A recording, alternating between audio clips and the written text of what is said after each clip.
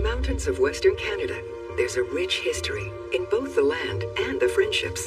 I hope you fellows brought an appetite.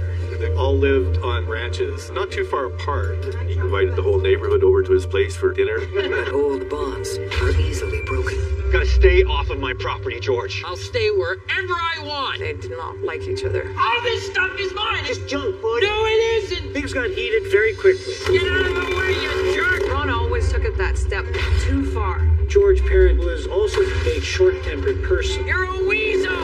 You will not get away with this. You don't know what he's capable of. Yeah, he did have it out for me. What are you gonna do about it? It was overt violence. He said, I'm going to take a gun, and I'm going to finish this guy's life off. Hey! What are you doing? They ain't moving anywhere. Why don't you leave? That's not so bad. It's pathetic. It's you!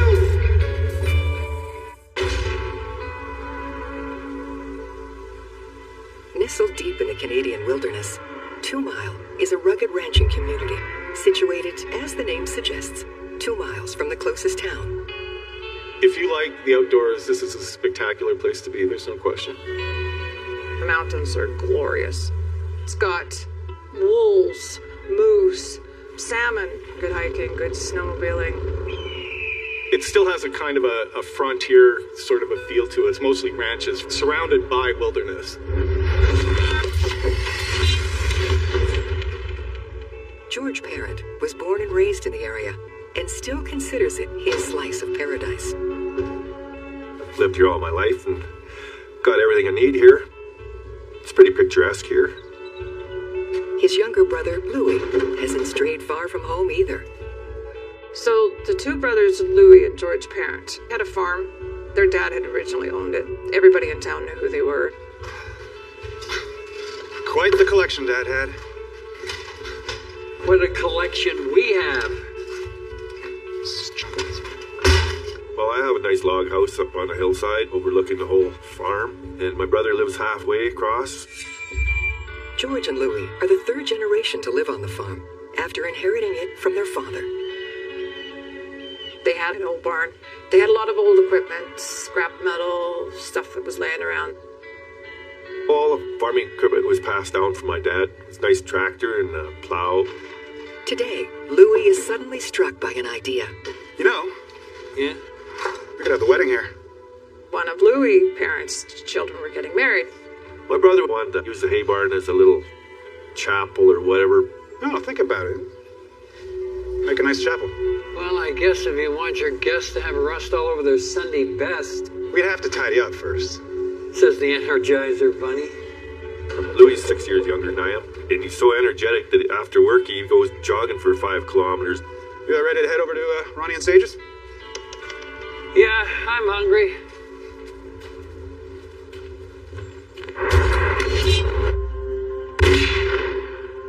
Ron Fowler is one of the Parent brothers' closest neighbors on 6 Mile Road.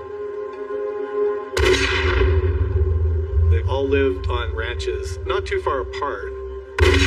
Ron Fowler was a competitive shooter, competitive pistol shooter. He was not a dummy when it came to handling guns or knowing anything about how to shoot guns. Ron works in the logging industry. He and his wife Sage also run a popular bed and breakfast out of their home. Their place was called the Triple Creek Ranch. It was a spectacular place. Ron and Sage probably got together at least 20 years ago or more. George, Louis, and Ron have known each other for decades, and their relationships are complicated. Hey! Louis, who is George's brother, was a great friend with Ron. They liked sledding together, and they liked drinking Budweiser. But Ron and George have never really gotten along.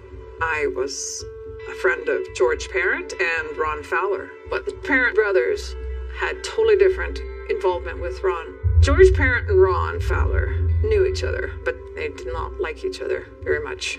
Look at you, couple of commies carpooling. It looks like you finally know how to use that thing. I'm figuring it out. How you doing, Sage?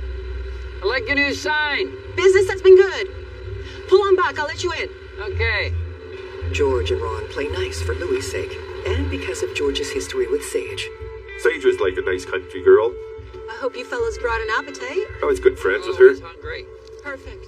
But when lines are crossed, nice is no match for rage. Simmer started to turn into a boil Do not kill him. until it finally boiled over. For now, Ron and Sage's home is a frequent gathering spot for 6 Mile Road neighbors. Ron Fowler invited the whole neighborhood over to his place for dinner. Hey, and there's plenty more where this came from. It was all right. It was pretty good. Go ahead and start everybody. But George does everything he can to get under Ron's skin. Oh, I'm great. Ron Fowler is a very precise man. Someone that we're criticizing could call him fussy. He likes things to be very organized and set and clear. Over the years, Ron has learned to give as good as he gets, including taunting George with his unflattering nickname. You'll never guess what we're going to have for dessert. It's your favorite. Pudding? George Parent was a big, strong man, but his nickname was Puddin'. He was just trying to stir the pot, you know? Just being an ass. Now, decades of low-key animosity is about to kick into high gear. After Ron offers to help Louis prepare for his son's wedding. So, think we can tie this up in time for the wedding? Ronnie and Louis decided that they were going to clean up the old barn, and he got another neighbor, and he brought down his pickup and a trailer. So you and George collect all this stuff? Mostly our old man. And you want it all gone, right? Want it all gone, man. I want this empty. When Ron spots all the scrap metal and antique equipment, he sees dollar signs. You realize you're sitting on a gold mine here, right? Really? Yeah. Ron was always that guy that wanted to know if you had something. He's always trying to stick his nose into stuff because he wanted to know if they were selling the antiques or selling what they had. Wow, this is a beauty. And if he could talk you into giving it to him or selling it, then he would turn around, fix it up, and then sell it for big dollars. There was a lot of antique trailers in there that were worth money. The scrap was worth money, too. Well, what do you suggest? Ron and Louis concocted this plan to just get rid of all this rusty old farm implements. I'm thinking a three-way split.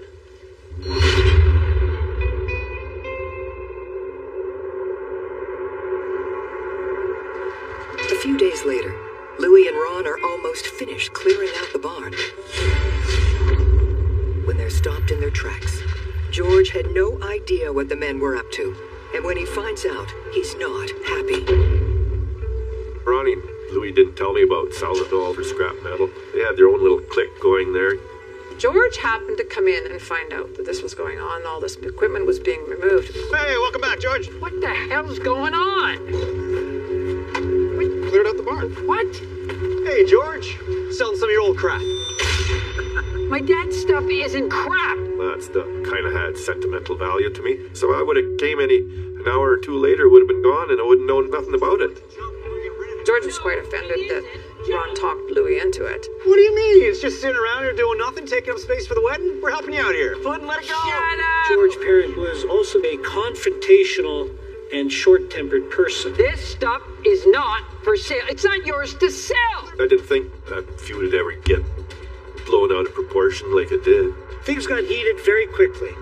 All this stuff is mine. It's junk, Puddin'. No, it isn't. I was tired of listening to him. Shut up. What'd you say to me? I said shut up. I didn't like his attitude either. Shut up. Stop. Do you want all this stuff? Hell yes. Hey, and it's yours. You think? Deal's off. Deal's off.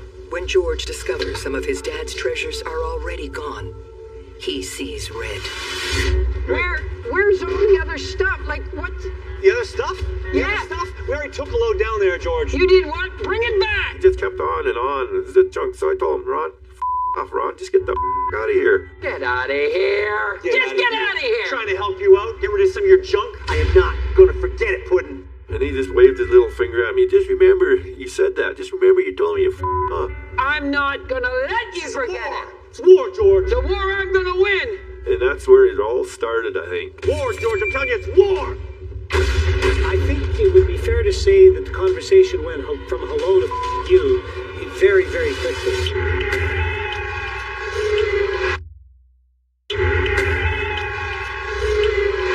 Get out! War!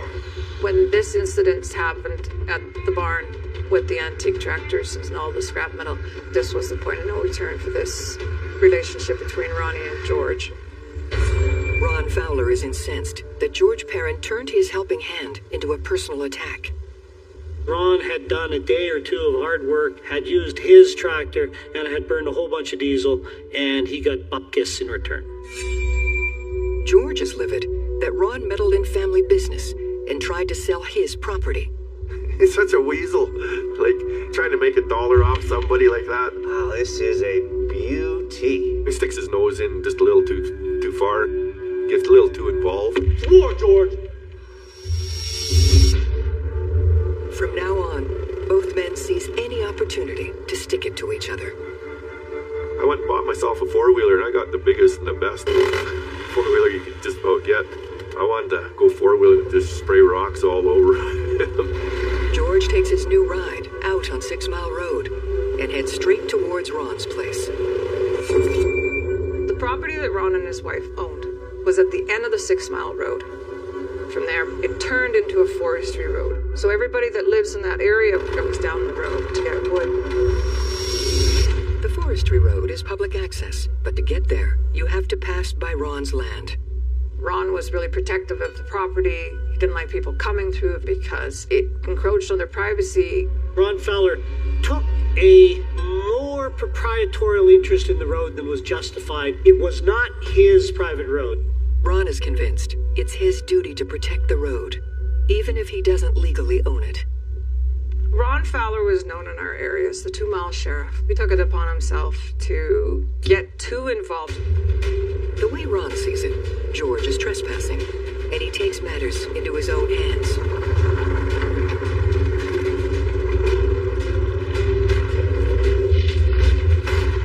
Ronnie put signs on the ends of that road. No trespassing, private property, whole bit.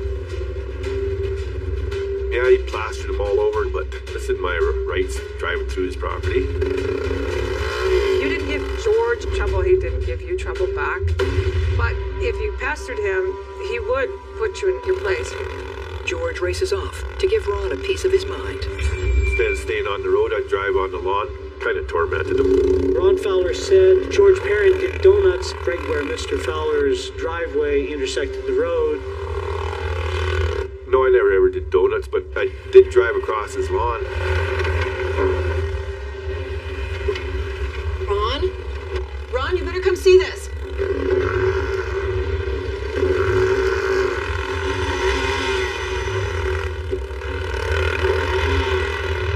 According to Ron, when George would come out onto the property, he was speaking to horses.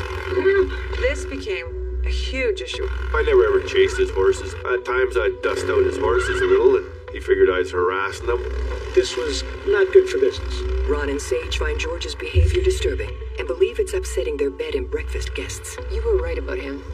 The situation got fraught enough that he felt the need to explain to his guests that watch out for that guy on the ATV. He's bad news. He will not get away with this. Ron complains to Louis Parent about the latest battle with his sibling. Given the fact that George Parent is a brother, Ron Fowler is a very good friend of his, he's probably saying, geez, do I need this? Hey. You don't want to talk, you don't have to talk. You want to hate each other, but I'm not picking sides here. You good?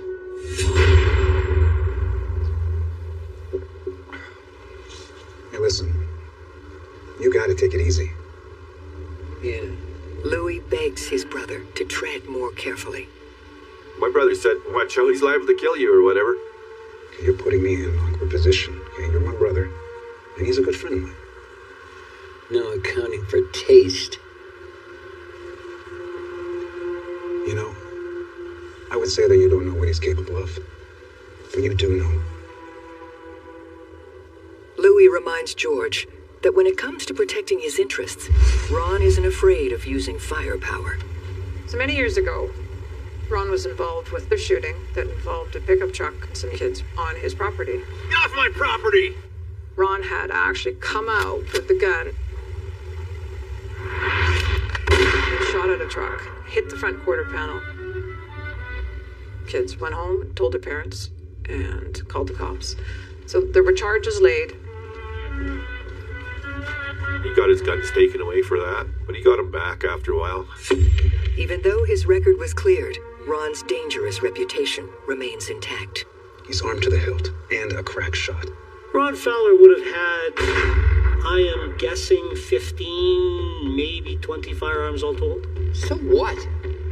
I'm armed to the hilt. I'm not sure how many guns I have. Probably 10, 15 the most. Just don't poke the bear. Yeah. And there's other people too that told me that, but I thought they were just all joking and, nobody shoots people like that. George isn't intimidated and continues passing Ron's property to collect firewood. Mr. Fowler asserted George Parent would stop at the intersection of the driveway and the road and stare in a threatening manner up at the house.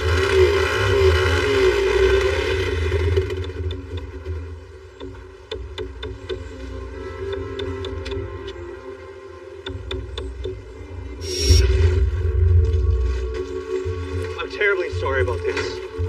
I know my neighbor is bad news, but Mr. Fowler said that please stay. Mr. Parent was making it difficult Please. for him to keep his guests, at least his return business. I'm really sorry about this. We'd love to have you. Mr. Fowler was a man who I would say was wound pretty tight. And George Parent is a bully. Ron always took it that step too far. Mr. Fowler said George Parent is making it his personal hobby to make Ron Fowler's life a living hell.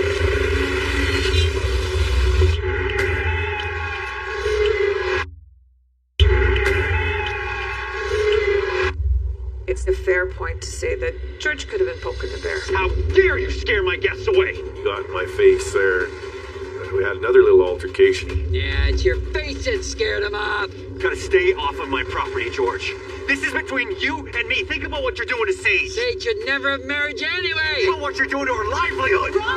Ronnie! Get back inside! Don't even talk to me.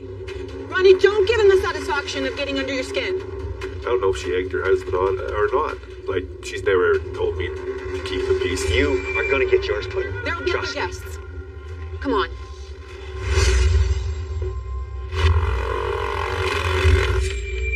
Ron is enraged that George is costing him business and peace of mind.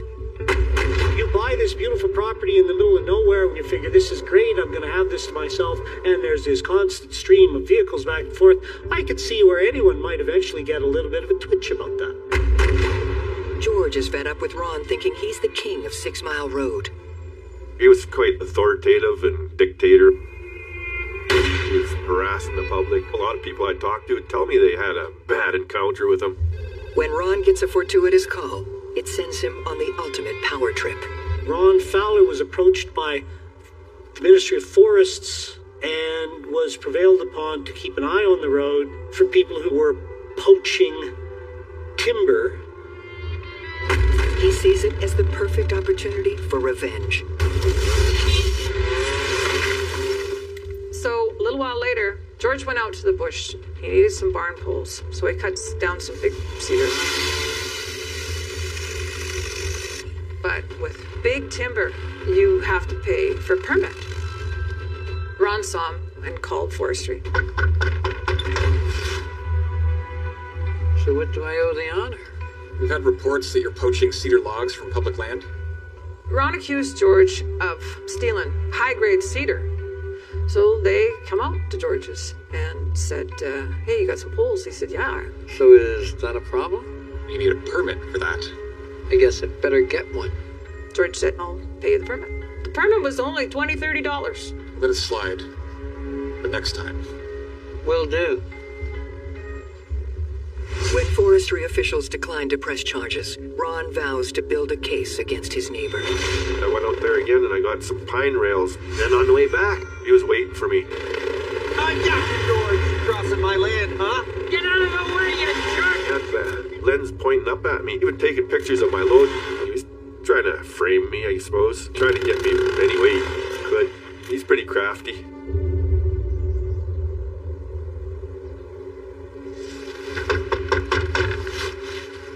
He sent that to the forestry, and 5 days later, that same forestry officer was on my doorstep.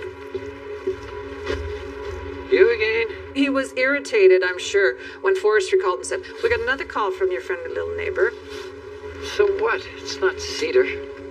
I thought those little rails aren't worth anything to anybody, even to the government. You have to pay a fee for pine, too. Sure enough, you have to pay a stumpage fee for this stuff. Sweat it. 3 strikes and you're out. Roger that. The forestry official gave me a little warning, told me, next time, come and get a permit for this stuff, too.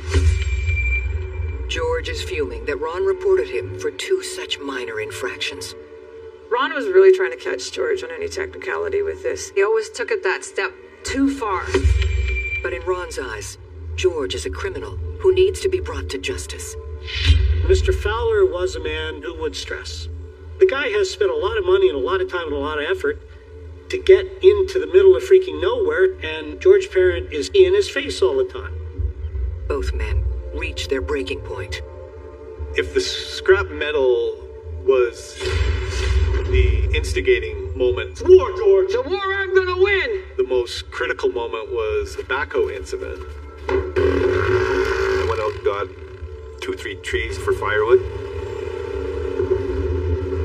Mr. Fowler saw Mr. Parent driving his ATV back from the end of 6 Mile Road. Ron is convinced his neighbor is hauling bootleg firewood and goes after him. So he followed Mr. Parent. I was really worried about him running me over, so I was watching behind me all the time. There was backhoe up in the road, digging out the ditches. And the road's narrow, and Ron parked his truck on the other side. So now the road's completely blocked.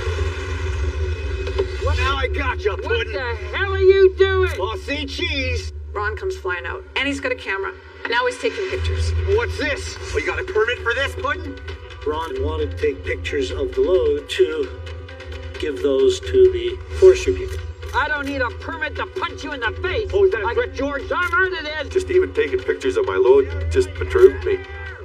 He kept clicking pictures. Get that camera out of my face. And I told him, get the out of here, get out of my way. I told you I'd be here for you. Get that. George just lost it. What are you gonna do about it? I just grabbed him by the throat. I don't need a permit for this. George started to choke Ron. Oh, it squeezed him too hard, but he just came along like a little trained pig. I just wanted to get him out of my way. You can see the frustration level being at an all-point high. Do not kill him.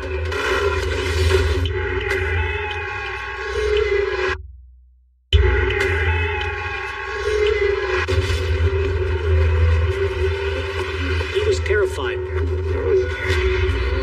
What the hell? Back to his pickup. He was just squealing all the way back. Help, help. And then I finally clued in. Geez, I better let go of his throat. Then I stuffed him in his pickup, and he shot right across from the driver's seat over to the passenger seat. But Ron's truck is still blocking the road. I just reached in and put his pickup into drive, and then I tapped the gas pedal, and his pickup shot off down the road. Leaped over into the driver's seat, and we got her under control.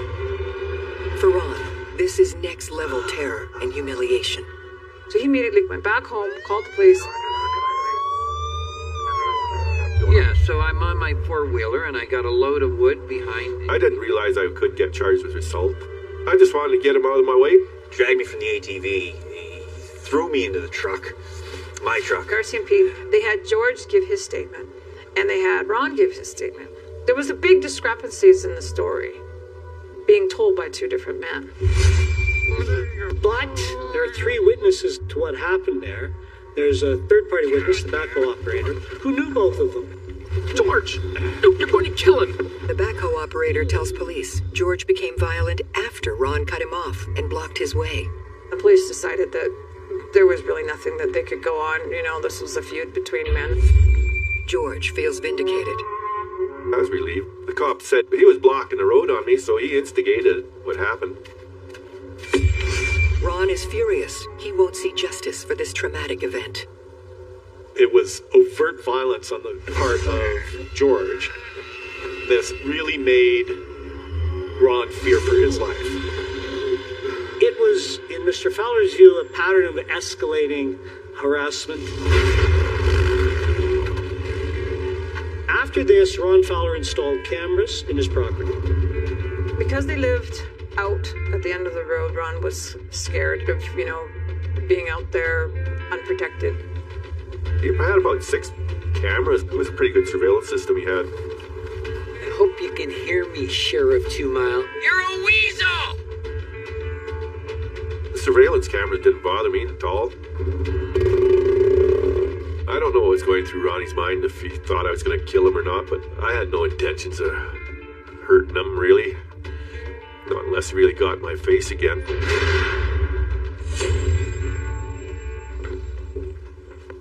Their sense of unease gradually grew to a genuine fear.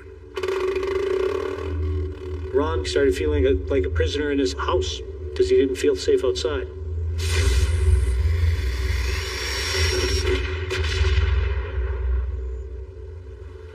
Ron's anxiety sees him employ extreme protective measures. Ron Fowler started putting baseball bats at points of egress at his house. They had a farm to run, a property to run. So they would go outside, but they would make a very, very serious point of being outside together should they encounter George Parent.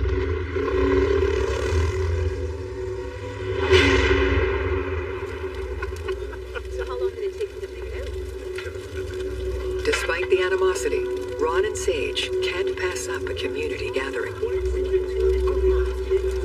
And as a consequence of his escalating fear, Ron Fowler did a regrettable thing.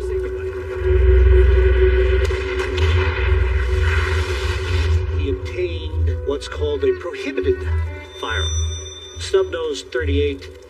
Ron isn't shy about showing off his new toy, especially to George. He was always packing that gun. And that is, in Canada, illegal. Period. Full stop. So at this point, Ron is committing a serious criminal offense. George is no snitch, so he doesn't call police. I wasn't too scared, but I didn't know what was going through his mind. Days later, it was a nice sunny day, and I happened to drive on Ron's lawn again. It strikes George that his neighbor's property is suspiciously quiet. After I choked Ronnie, I figured I wanted to get a little revenge. I think Ron might be up to something today. So I was looking around for nails on the road or, anything like that. His gut instinct is about to save his life. There was a wire stretched right across, just neck high. He wanted to clothesline me. Clotheslining. It's a piece of wire between 2 trees, a couple fence posts, whatever it is. And somebody would hit it, could damage them, could kill them. To George, Ron's intention is clear. Could have decapitated me with that. I think he was really trying to hurt George. Really trying to scare him. I don't know if he was trying to kill him at that point, but it had the possibility of killing him. It could have taken his head off very easily. This time, it's George who calls the authorities. I could have went up there and kicked his door in, but he's got a lot of guns and rifles, so I just went through the proper channels. I went and phoned the police. When police interview Ron, he claims he had no intention of hurting George. Well, officer, there. How can I help you? We have a report that you may have tried to clothesline a neighbor. That's insane. I had that covered in flagging tape. Ron Fowler actually tied ribbons to it to block George Parent's access to the road, but that it wasn't to decapitate George Parent. Can you prove that there was flagging tape? Because I was just down there and I didn't see any flagging tape anywhere, no sign of it. Ron tried saying there was flagging tape on it, but there was none. He's just bullshit. George can't prove it was a planned attack, so Ron doesn't face any charges. That's how the law works, eh? Yeah, he did have it out for me. Probably always did.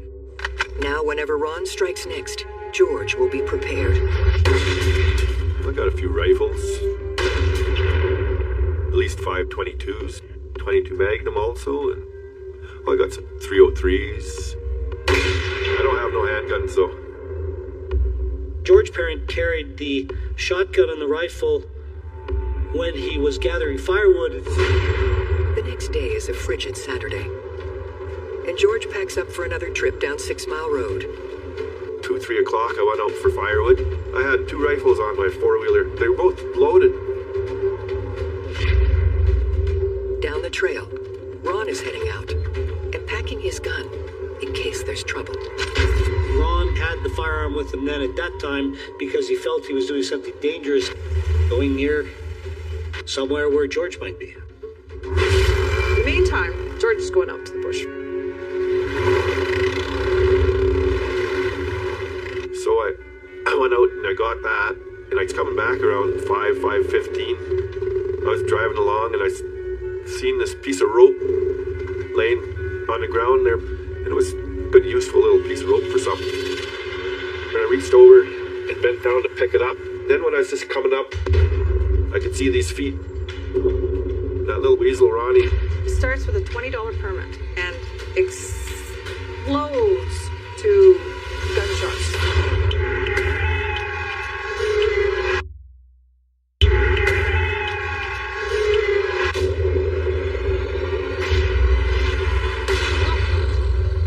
George stopped his ATV and Ron ambushed him. He shot me and it didn't fizz on me. Then he shot me again and zinged me across the top of my head. No! Third shot hit me right in the elbow. I hit a bone and that.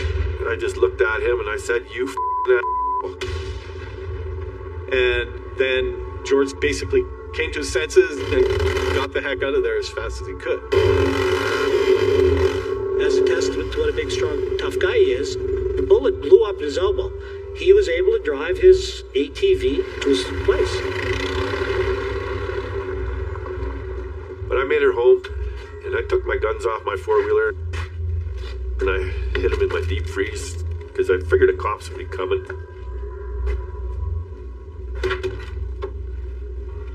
Well, I just didn't want my guns confiscated.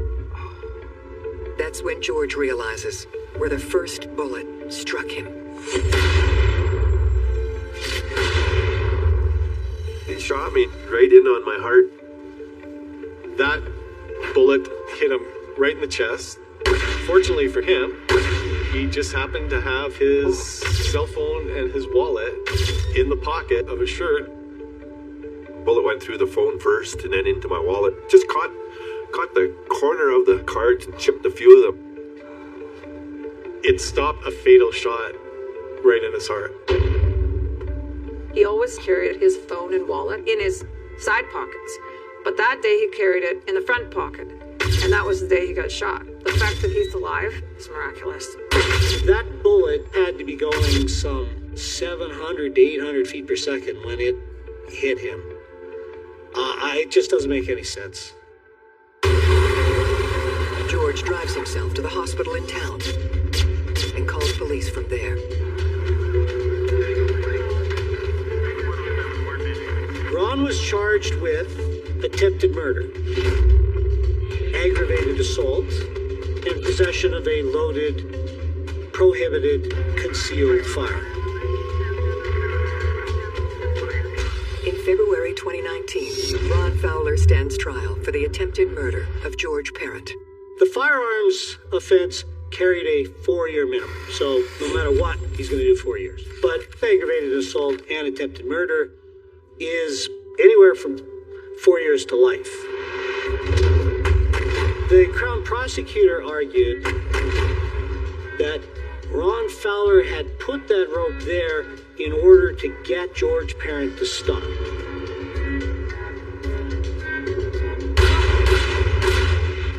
I'm sure Ron planned it. Why else would he be lurking around on his own property with a loaded handgun? Hey, trying to ambush somebody.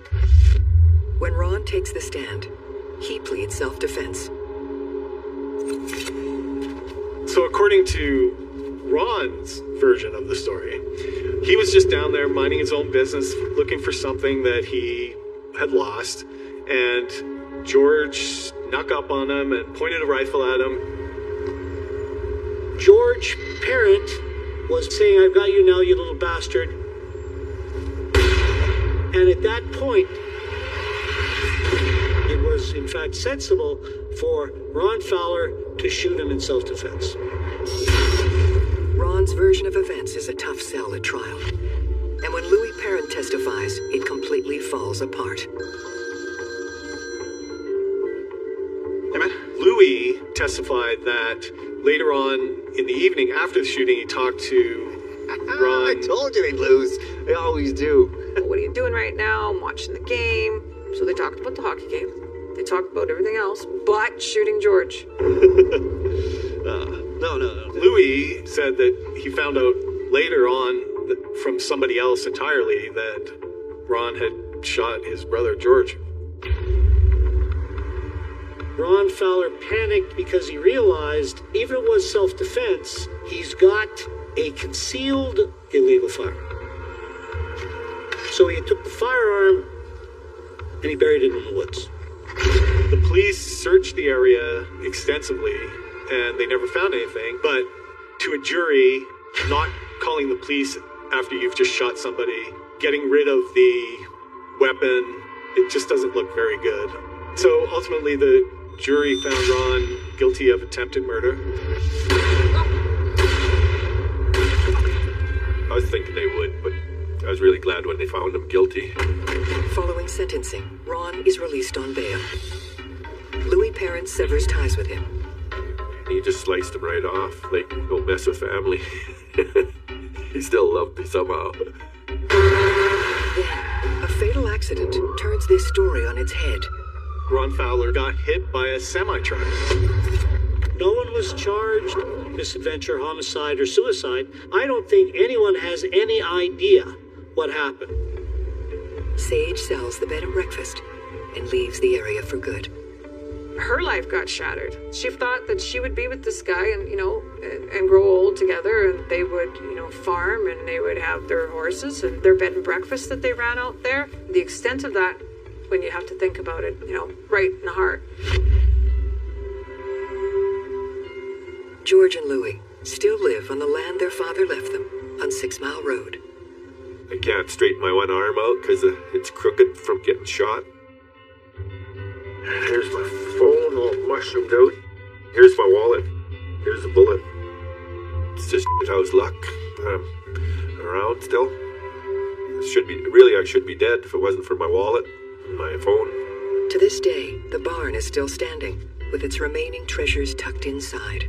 When you look at the aftermath of everything that happened here, to think that your anger has gotten to the point of, I'm going to take a gun and I'm going to finish this guy's life off.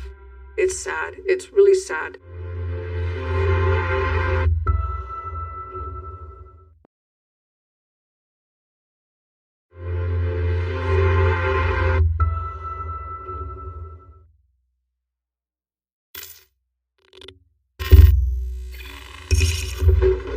Hey, did you hammer that? Helping out a new neighbor can make a great first impression. That'd be great.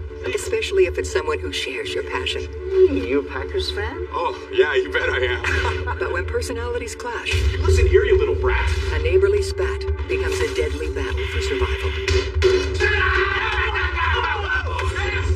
He wouldn't turn his music down. He'd complain, he'd turn it up. They were two totally different people. Stay away from my kids. I think they both just hated each other. He harasses me one more time, he's a dead man. He would say repeatedly, he's a dead man. He's a dead man. I'm gonna kill that guy. He's a dead man. Once you say something like that, you really can't take it back. 3305 shots fired. Hey! What are you doing? They ain't moving anywhere, won't you leave? You, as social man, as pathetic as you! Portage, Wisconsin has a lot of history and a lot of heart. It's a small but very historical city. It was a railway town, too, way back when. It's a nice place to raise a family, a nice place to live. Yeah, I think it's, the people who live here genuinely like it, and for good reason. The Portage Court Apartments is more than just housing. It's a community. It's just a regular apartment complex where working class people lived. Okay, come on, kids. Let's get those groceries. As a family, we're pretty settled here, quiet, and we just like the atmosphere. We get along well with our neighbors and, try to help each other.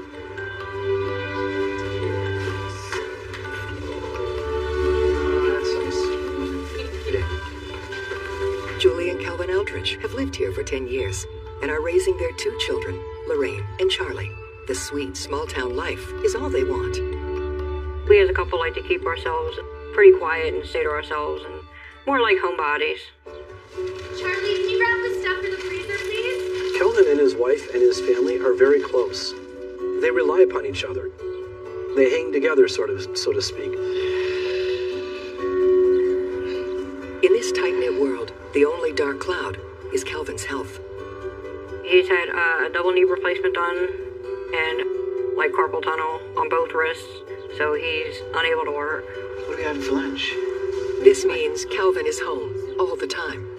Still, despite the health challenges, life is good for the Eldridges in their sanctuary. Everything was quiet and we were comfortable and just living life day by day.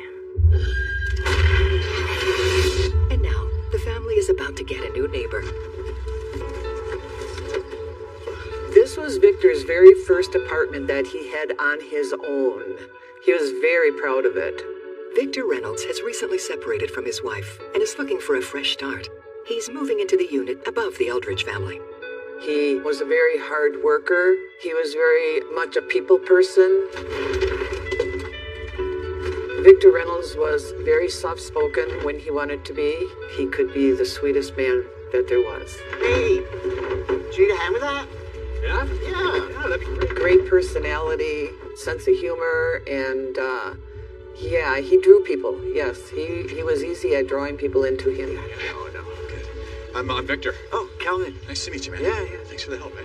We don't go around introducing ourselves to everyone, but, if we do see new people, we say hi, how you doing? That's our unit there.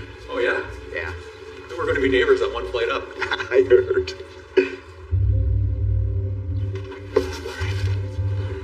Okay, right here. Victor is a collector of rare antiques. Oh, man, be careful with that, okay? It was my grandmother's. He probably had 25 clocks. They would go to garage sales and estate sales. The more unique, the better. He had some beautiful clocks, absolutely beautiful. But clocks aren't Victor's only passion.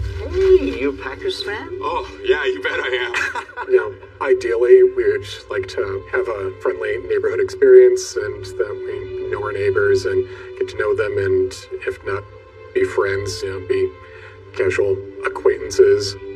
But even with the best of intentions, you don't always get what you want. Just because you've got no life! The gun went off, probably. Give it back! Charlie, get back here! Charlie, stop! Charlie, you ate all of it? Come back here! When there's issues involving someone's kids, at the best of times, difficult to deal with. Hey, those kids, they're a handful. Well, most kids are. Yeah, I suppose. In this apartment building, there's no escaping your neighbor's every move.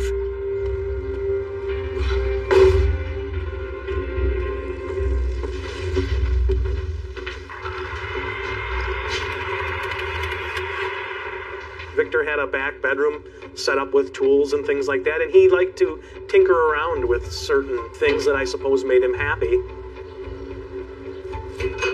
He loved building with his hands. Many of his homes has been in magazines. He could build a car. He built an addition on our home. So he was very jack of all trades. What is he doing up there? I don't know.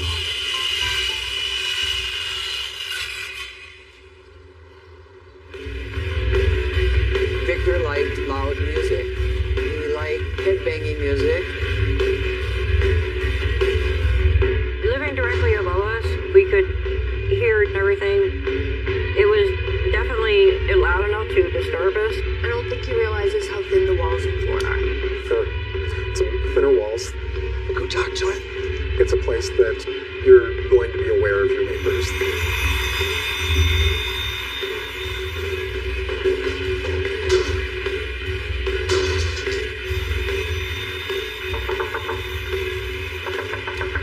At first, it wasn't really bothersome. Oh, yeah, hey, Calvin, what's up, man? My husband joked with him about, hey, keep the noise down. This is a really quiet building. The walls are kind of thin. I'm just building something, but I mean, it won't be like that all the time. Yeah. It's the music mostly. It's just a bit loud. Can you turn it down a bit? Listen, Calvin, buddy, I just divorced my wife.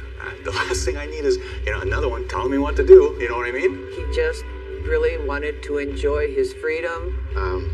We all have to live here, right?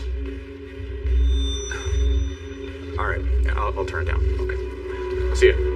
We all have an expectation of freedoms, what we want out of our downtime or our alone time. And Victor has expectations of his own. If he has to observe the rules, then so does everyone else. Hey, kid, you should pick up that trash. Victor Reynolds will yell down to Calvin's son, you gotta pick that up like it's his responsibility to pick up any candy wrappers that are on the ground. I mean, who did Victor Reynolds think he is? Hi, it's not mine. Hey, get back here! Leave me alone. It's a big deal. My son did tell me that, he asked him what his problem was. You listen here, you little brat. Hey, what's going on? Well, tell your kid to pick up after himself and stop acting like such a brat. Don't talk to my son that way. I could see Kelvin coming out and seeing what the conversation was about, and then Victor and Kelvin getting into it. Well, he needs discipline. Or maybe a smack. Hey, well, we all have to live here, right? But the Aldrich family's contention that Victor was verbally abusive to Charlie is only one side of the story. Victor would never confront or yell at a child, a kid, a young adult. That's just not him. He may have said, why don't you pick that up? I told my son, I said, just don't engage with him anymore. Just don't say anything back. Just keep going. Victor is not going to let this go.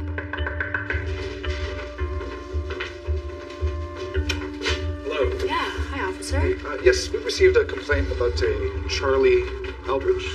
Victor calls law enforcement and is saying that he's being harassed.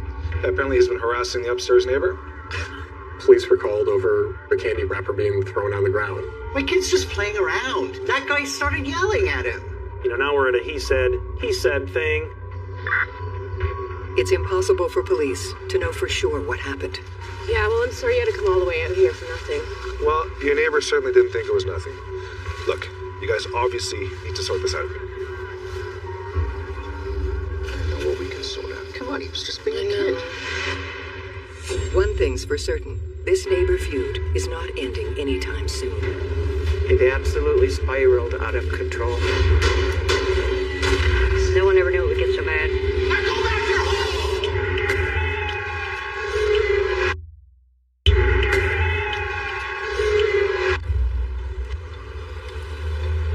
In any other normal circumstances, I don't believe Victor and Calvin were generally going to be buddies hanging around with one another. With the Aldridges and Victor Reynolds living on top of each other, small annoyances are turning into big problems.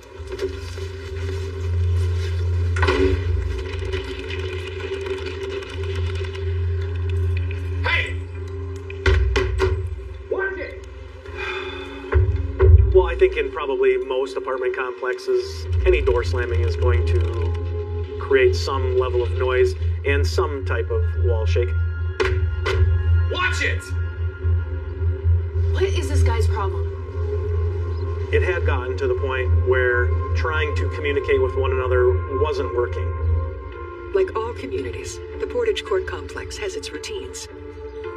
Every morning the building empties out as people head to work. Calvin, with his bad knees and other ailments, is housebound. Calvin Aldrich, he was on disability at the time, so spending a lot of time at home in that apartment in close proximity to Victor Reynolds. Victor also spends a lot of time at home, taking care of his prize clock collection. So these neighbors are never allowed to forget who's upstairs and who's downstairs.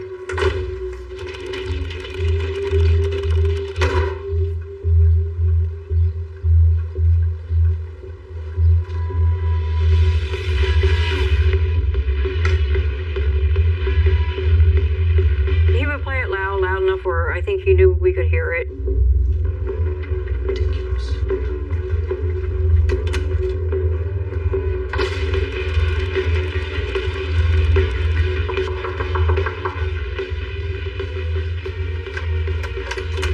Please, do you mind? Mind what? You need to turn the music down. You never told Victor what to do. You would be better to suggest him to do something and you'd get a lot further. He would become quite obstinate if he was told what to do.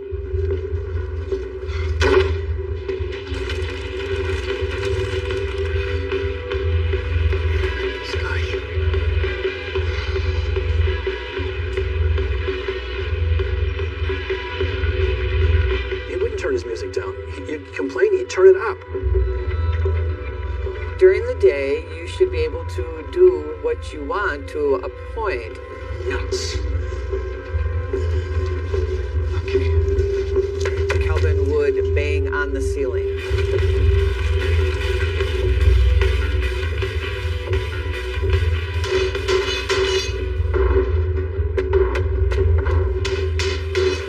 I think he had a right to be irritated.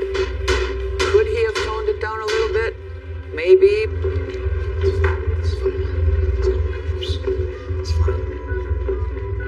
After a while, it became, like on purpose.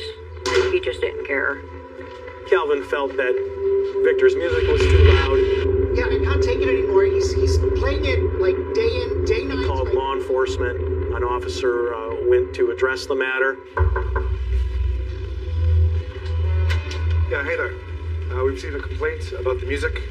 Victor very much did not appreciate law enforcement. I believe that he many times would be very argumentative with the officers. It's the middle of the day. Don't you guys have anything better to do? I absolutely do have something better to do. Be serious. So in the meantime, I need you to turn that off right now, please, sir. Fine, whatever. Sure. Thank you very much.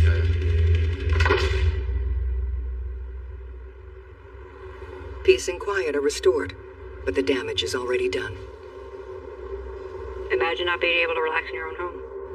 If it's not the music, there's always something else. None of Victor's clocks were quiet. They all chimed.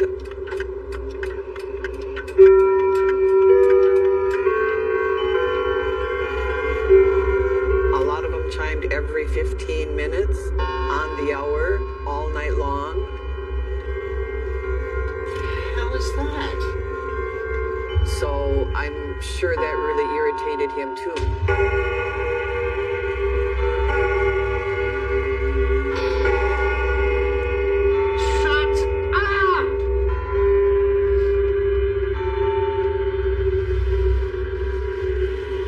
Different people living in close proximity. Calvin and Julie just want a quiet place to raise their kids. You pay rent, you should be entitled to your privacy and, respectable quiet time. Victor just wants to live his life, too. The two seem very determined to be at odds with one another. It doesn't help that Victor is a very social guy. He would have people in and out quite frequently. It was just more noise. Yes! Go! Yeah! Right on! Touchdown, baby! Yeah! Woo! All right!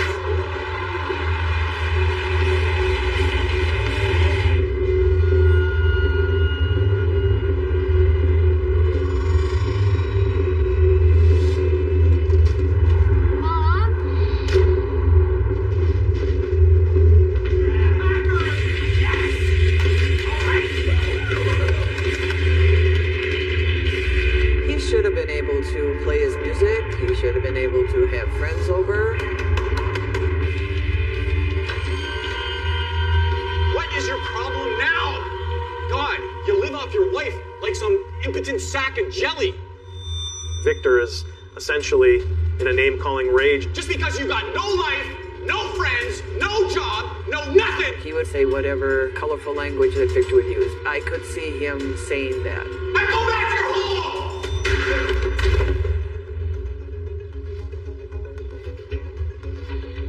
Dad?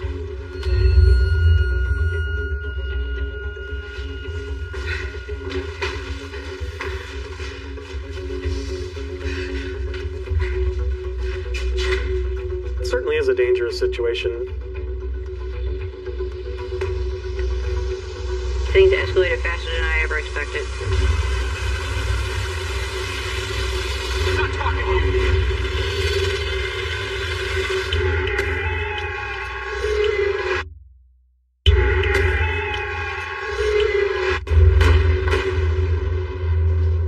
We couldn't relax in our own home. It was horrible. We were basically living in hell at this point.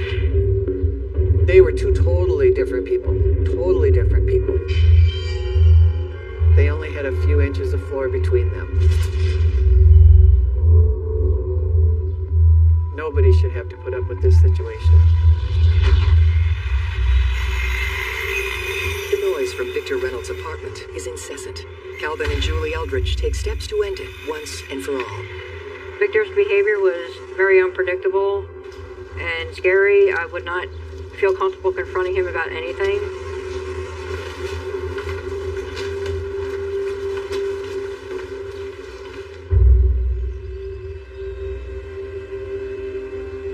We thought going to the apartment manager would be a solution.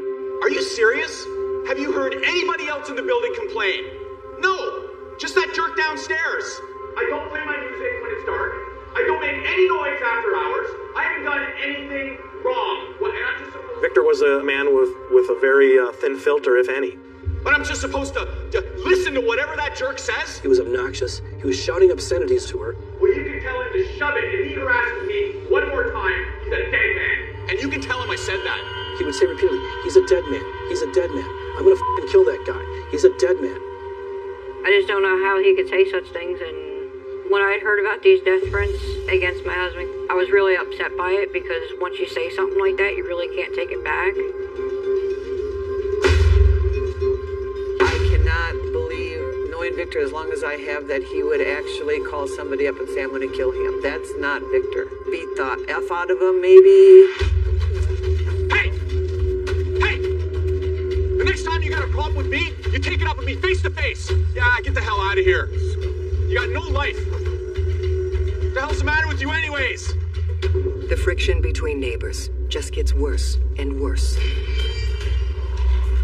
Yeah.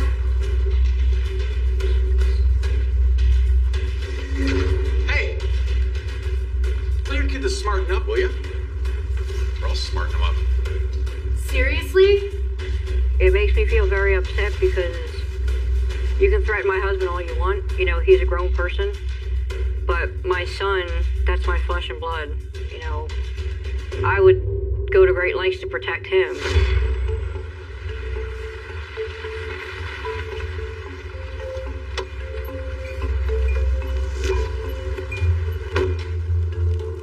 This is ridiculous. It just strikes a chord in me. It's just very hard to hear. You shouldn't have to live like this. Feeling pushed into a corner, Calvin takes steps to defend his family. Calvin had a permit for his gun, but I was more afraid of the violence that comes with it. I think I would have felt safer if he didn't have it. There's the worry of, well, how is Victor Reynolds going to respond to him carrying a gun and them being in proximity? Is he going to try to do something first?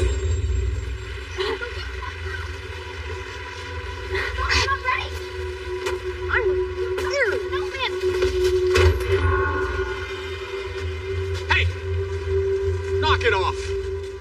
Your old man complains about the noise I'm making. You guys are out here making all this racket. Lay off. Hey, let me tell you something about that sad lump of a father of yours, huh? Hey, Victor!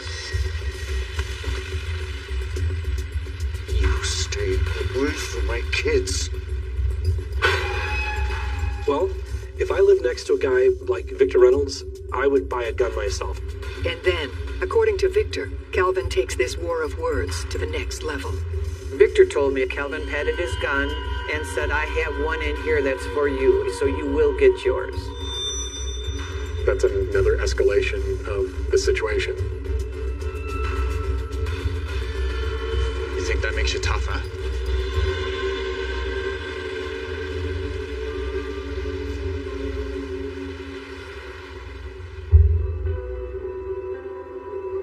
All of a sudden, Kelvin Eldridge came across as a very nasty, macho, mean person.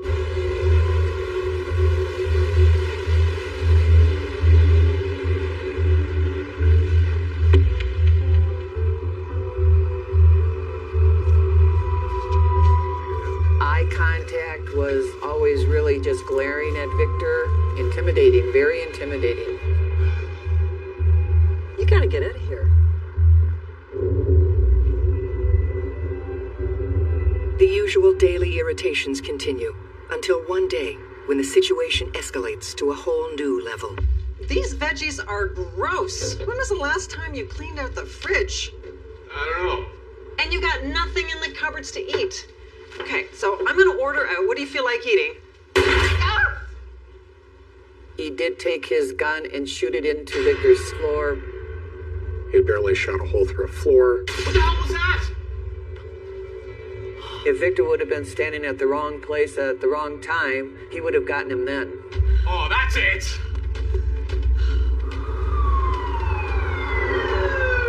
Honestly, officer, I don't know how it just went off. From what Calvin told me, it went off unexpectedly.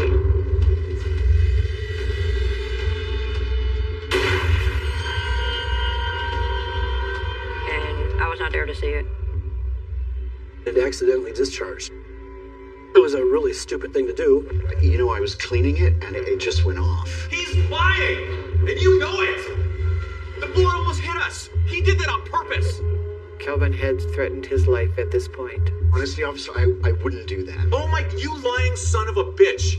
He was obnoxious toward the police. He had a real problem with any kind of authority. He had a real problem with anybody telling him what to do. You guys come and harass me for turning on my stereo, but you're gonna swallow whatever he says? You need to calm down. One more outburst like that, and we'll take this downtown. Victor Reynolds didn't have a great relationship with the police to start with, and if that's your starting point, probably not going to be very optimistic about what the outcome will be if you call the police. You need to be more careful with your firearm, understood? Yeah, of course, officer, I'm so sorry. They let Kelvin off with a polite warning. You should go upstairs to your unit right now and chill out, okay? You guys are useless. I think it opened our eyes up to what Kelvin was capable of and just how serious he was. Thank you, officer. And he got away with it. Victor felt that Kelvin got away with pretty close to attempted murder.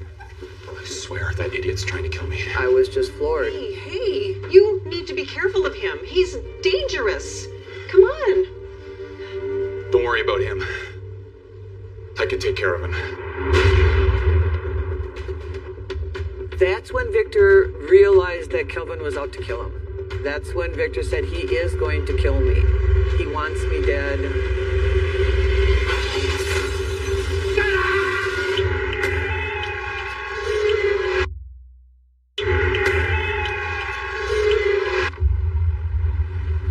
Sometimes it just seemed like it would never end, you know, like on and on and on. I did not feel comfortable at all. I would think that you would be living in semi-fear, just the not knowing of what's going to set him off. He was pushing Victor's buttons. He knew that.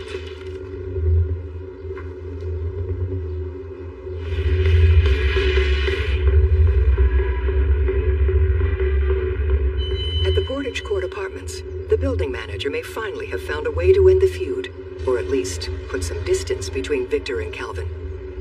There was another apartment on offer that one of them could move to, and then they wouldn't have to live directly above and below each other. It would seem like an ideal solution. But in this bitter standoff, there is no compromise. Why should we move? We've been here for years. Calvin evidently did not take the offer in part because he said that he'd been there longer. Do you know, that would be such a hassle with her children, all their things are here. You know, it's hard to pack up a whole family. No, we're not doing it. Why the hell should I move? Because of that idiot! He was offered the opportunity to move across the complex to a larger apartment, a nicer apartment. Victor turned that down flat. Give me a break. There is intense animosity between these two guys, and you're essentially asking one of them to concede and move, while the other would get to stay and probably feel like the winner of the situation. And they both absolutely refused to move. Neither of them, Kelvin or Victor, would budge.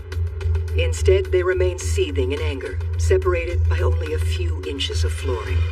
I think they were each waiting for the other to cross the line and trying to provoke the other one to do something stupid. And that was going to be like, I'm the winner in this. I'm going to win.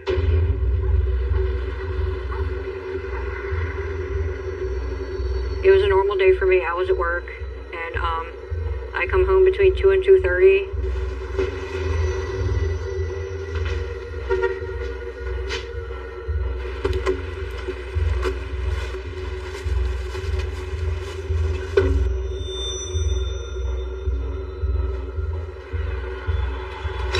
For Victor, it's game day.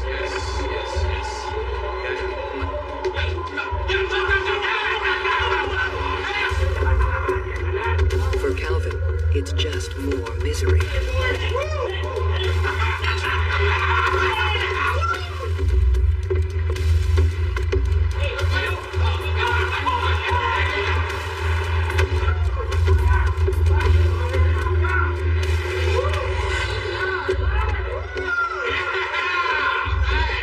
And the downstairs neighbor is reaching his breaking point.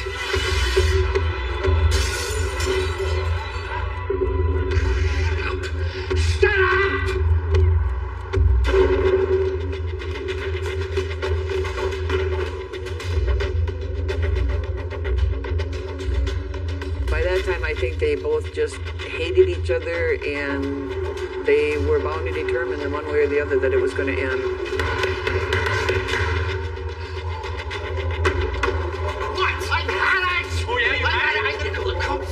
Calvin lips off back. Call the cops, are you? Yeah, go ahead and call the cops. Victor was far more aggressive. He was far more boisterous and loud. You're the biggest idiot I've ever met. I'm gonna kick you out. Call the cops. Run away. Even after Calvin had asked Victor to turn it down, what did Victor do? He turned the music up. He made it louder and louder and louder. Do it. Yeah. How do you like that, Calvin doesn't have time to stew over this argument. I'd asked my husband to go pick up my son. Before he leaves, Calvin takes his gun and a spare magazine. He had a state of Wisconsin carry and conceal license, which allowed him to carry the firearm.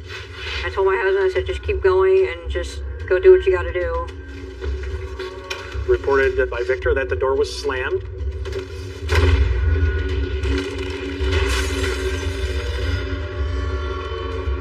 And by him slamming the door, he knew exactly what it was doing to Victor's clocks.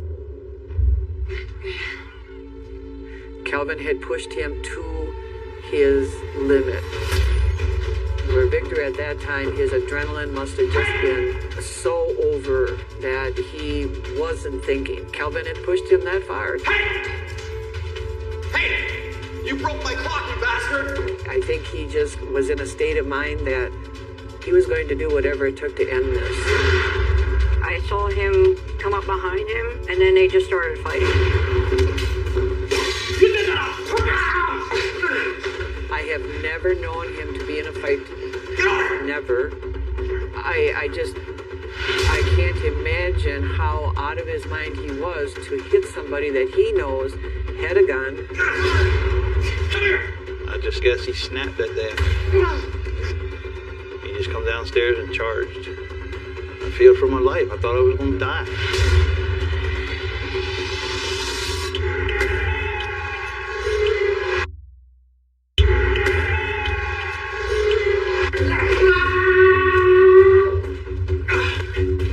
He was strong. He just threw me around like I was a little rat. rag doll. I just couldn't get away from him. I was scared. I didn't know what was going on, what was happening. And he just kept coming and coming. They're up against another one of the tenants' doors. She's on with 911. Columbia County 911. Hey! We need to get a disturbance. Any available Cornish units? I have a DC in progress at 2842 Village Road. I didn't know what to do. I just kept shouting for them to stop, just let them go. Victor, stop it! Columbia County 911. Hello? There's a fight going on in my apartment complex. How many people? My dad and one of our neighbors. We need help now. Calvin says that he feels Victor going for the gun. He grabbed my extra clip out of my holster, and he was hitting me in the head, and it was cutting my head open. So Calvin then gets the gun out of the holster. I hit him in the head a couple times with the gun, and it didn't stop him. It acted like it didn't even faze him. Like it never hurt him or anything. It was like, I don't know, like a madman. Victor doesn't let go. Still choking me, and then that's when I heard the pop. He shot me! Victor has been hit in the leg. He shot me! I heard the gun go off, but it didn't really click that it actually happened. I knew something had happened, but I was just more afraid of losing my husband. I think it just went off in the hallway. The gun went off in the hallway? Yeah. 3305 shots fired. 3305 shots fired. He knows that he pulled the trigger on his gun. He sees that Victor is bleeding. Victor's yelling at him still.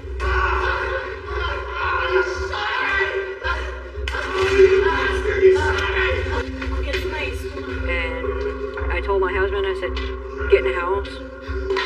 And he just was really exhausted, sweating, and traumatized.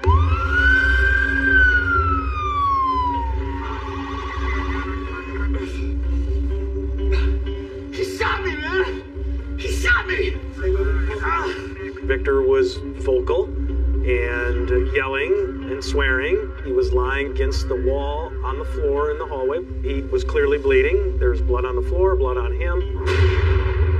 The police came into Calvin's apartment and found Calvin laying on the floor with the gun next to him. He was put up no struggle at all. Last time I remember is the police was on me, putting handcuffs on me. Calvin was then officially taken into custody for charges of recklessly endangering safety and taken to the Columbia County Jail. Victor is rushed into surgery. What looks like a minor leg wound turns out to be much more serious, as the bullet hit an artery. Victor Reynolds dies hours later.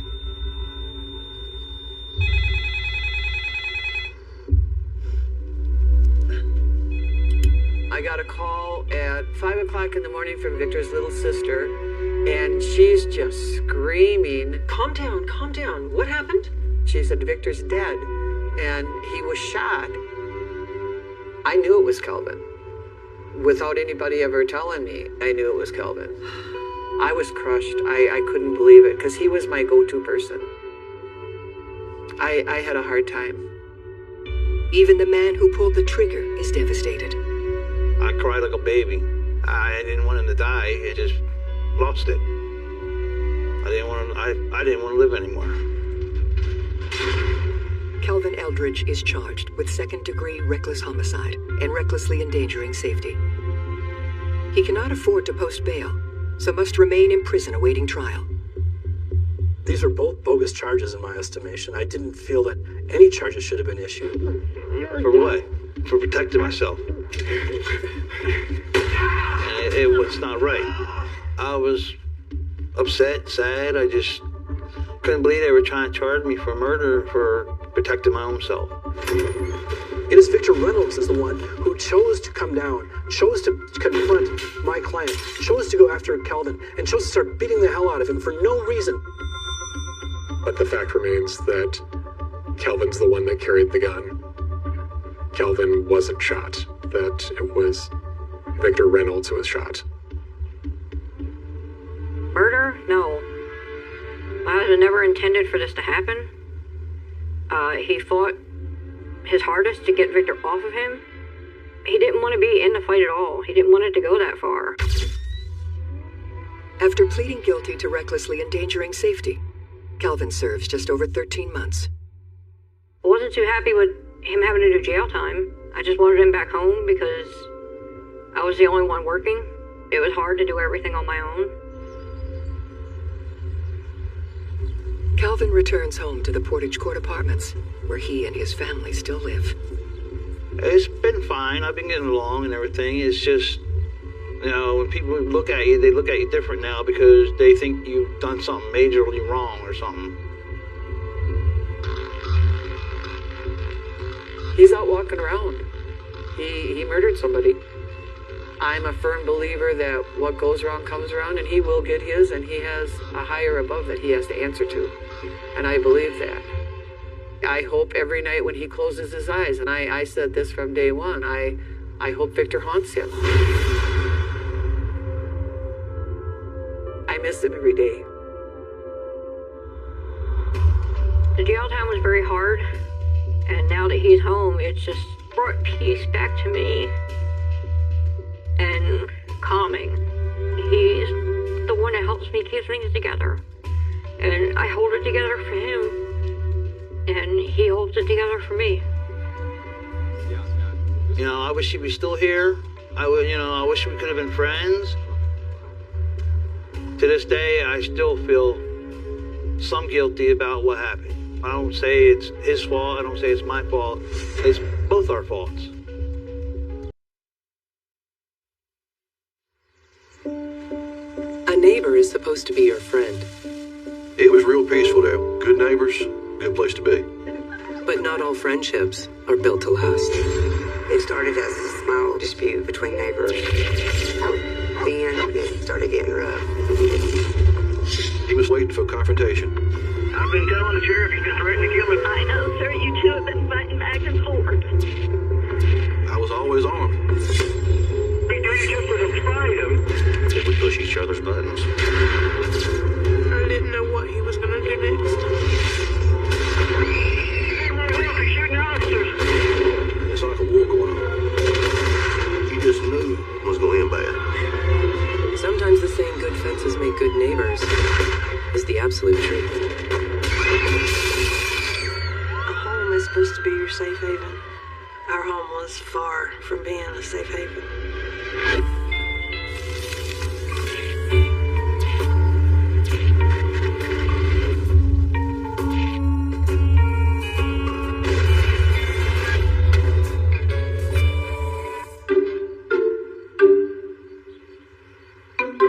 Caldwell County, in the foothills of the Blue Ridge Mountains, is the kind of place where everyone knows everyone, and folks pride themselves on being neighborly. It's like a little slice of heaven in the country. When Tony and Amy Moore moved in that summer of 2007, we all thought they were just about the best neighbors you could hope for. Just a happy couple with two beautiful young girls. Tony had survived a tragedy where he'd lost his leg, so it was great to see the family full of hope and looking to the future. Knowing you're going to own your own house, it was just built exactly the way you wanted it. We were happy. It was real quiet.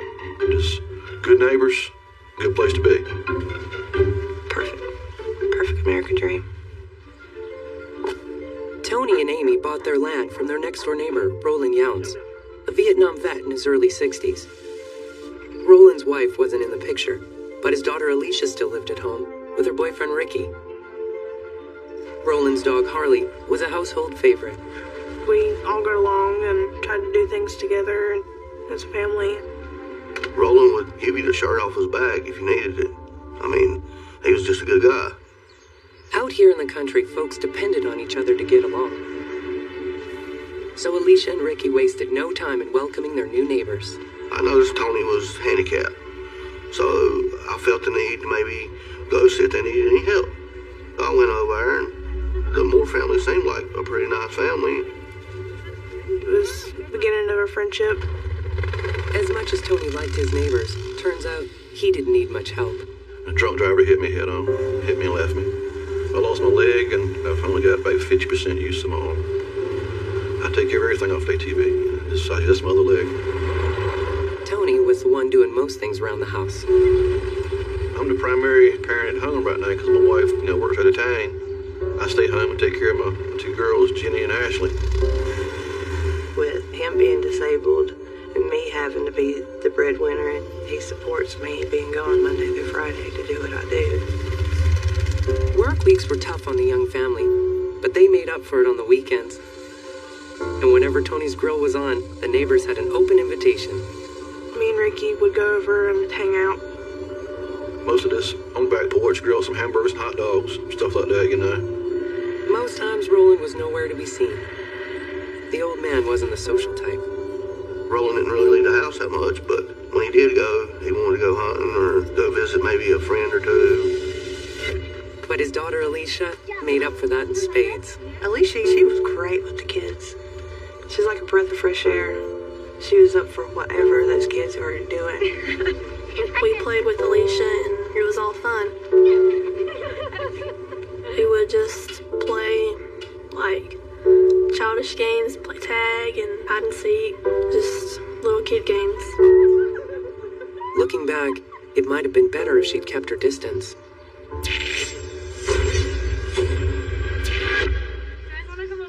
Alicia had asked to take the girls over to see her movie collection and see what they could borrow. Can we go, Mom? Okay, go ahead. She was just their best friend, and they valued that. How could anyone have known that the simplest of neighborly acts would change things forever? I took him over onto the porch and told him to stay out on the porch. I was going to be right back. I went in to get a movie.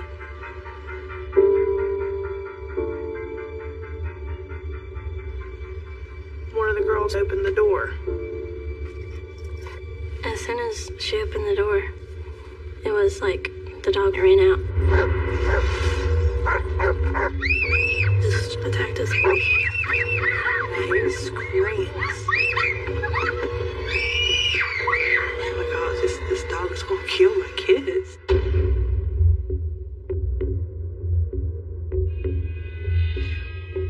Just to hear those girls scream like that. I was terrified, being unable to just run over there when you hear your child screaming for help. I was scared and confused. They were hurt. They were puncture wounds in my girls. They were shaking so bad. The girls were reeling from the pain of the dog bite, so this was no time for finger pointing. Roland said, "We're sorry it happened. This has never happened before, and just go ahead and get medical care. We'll take care of everything. We'll take care of the bills, My parents took us to the hospital. The dog bites were treated, but folks knew there wasn't a cure for fear. If Alicia hadn't intervened, that dog would have had their way with the girls. The families seemed to have dodged a bullet. Most thought this attack would have driven a wedge between them. Okay. The hospital bills started coming in. Dad paid with a check, and we thought that was the end of it. And so did everyone else, when the families went back to their cookouts. We might throw a couple drinks back, relaxing. And the girls got back to playing outside. The girls love the outdoors. They played on the swings and jumped on the trampoline. They're like best friends, and they're really there for each other. So no one was at all ready for what was to happen next.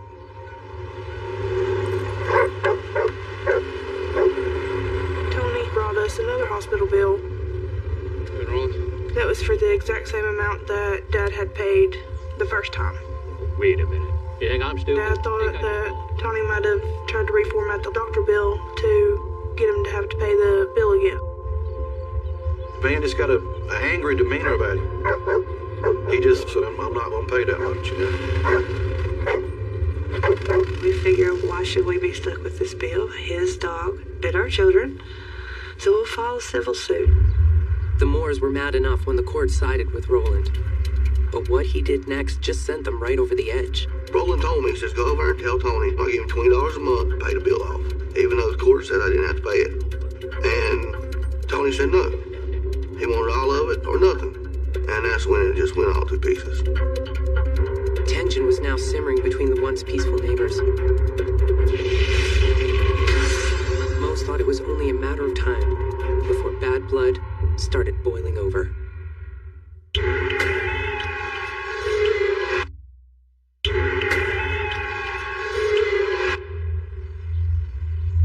Whatever friendship was growing between the Moores and their neighbor Roland Younts was dead in the water after the dog attack and the squabble over medical bills. After we carried him to court, we didn't really associate or speak anymore. The Moores were done with Roland Younts, but you can't exactly walk away from your next-door neighbor. There was nothing to separate my property from his. I wanted something that could just be a divider between us, between our properties. We bought trees to plant. We were trying to do the neighborly thing of putting borders between us since we seemed couldn't get along. But Roland sure didn't like the Moores on his property line. A lot of the things that Tony was doing was aggravating my dad. I tried to tell Roland that Tony was fixing up the yards, making the yards look nice. I was just trying to keep the peace. But that's easier said than done. When they first moved in, Roland Younts and Tony Moore got along great. But after a while, it started getting rough. The neighbors were starting to butt heads, and no one had any idea how far they'd take it. My disability checks didn't come this month.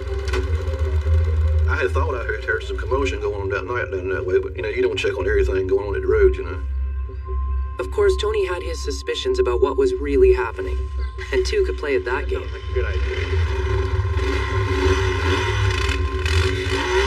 Tony would get on his ATV and drive around the property, making all kinds of noises. It irritated Dad. He wanted peace and quiet, and he wasn't getting it. Tony rode his ATV most every single day. But the blaring engine of that ATV was loud enough, and it sure was getting under Roland's skin. Certain noises and things, he would start whispering to himself. I think it was throwing him back into what he thought was Vietnam.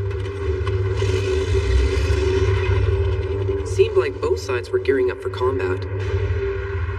With no one backing down, battle lines were being drawn up quick. It's 2 or 3 weeks. Disability checks didn't come again. What was it? An invasion of my privacy. You been sneaking around? I'm confronted about taking my bill. Not me. That's why I need my money to pay my bills. You could hear them yelling at each other, violently, cussing each other. It was just continuously arguing over something. No idea what you're talking about. The more stuff that happened, the more things got tense.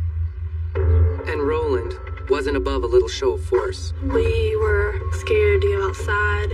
Roland would always have the dog out and be walking it. He agreed to keep his dog confined, but no. We just didn't realize how bitter he was. And old man Younts was headed over the edge. We started to worry about what's going to happen in the darkness while we're sleeping. While Amy was away, sounds outside would keep everyone on edge. It was scary to know that he was out there. And like the mail, something else started disappearing from Tony and Amy's house. I leave on a Monday and come home Friday. Well, there's at least 10 trees gone, just plainly pulled out of the ground. I'd wanted everything that a normal family wanted. Trees in certain places of the yard, flowers. He just wasn't allowing us to have that kind of dream. But the Moores were one step ahead of their neighbor. I had a surveillance camera I put out in my yard to watch the property and all, to see if I see anything. Sure enough, the camera caught someone of Roland Younce's size with the Morris trees. We showed it to the police department, but it wasn't clear enough for them to do anything about it. We have to go by actual physical evidence, but a lot of times that just doesn't happen. Our hands are tied. Tony and Roland, you could see it just agitating, just, going on and on. Neither one of them was going to give. We had went out to check the mail, and the mailbox was glued shut. Couldn't even get the key into the slot to even open it up. He called the law about it, but they told him the same thing. We didn't see it. It was frustrating not to be able to do something to get these guys to settle down and try to be at least decent neighbors. I was trying to keep the peace between Tony and Roland, and the more I talked and tried to mediate the problem, it's like the men, both of them, wanted to keep things going. Folks worried that their families might end up paying the price. Roland just started taking his dog out whenever we got off school. You really don't want to get off the bus when there's this dog that can hurt you.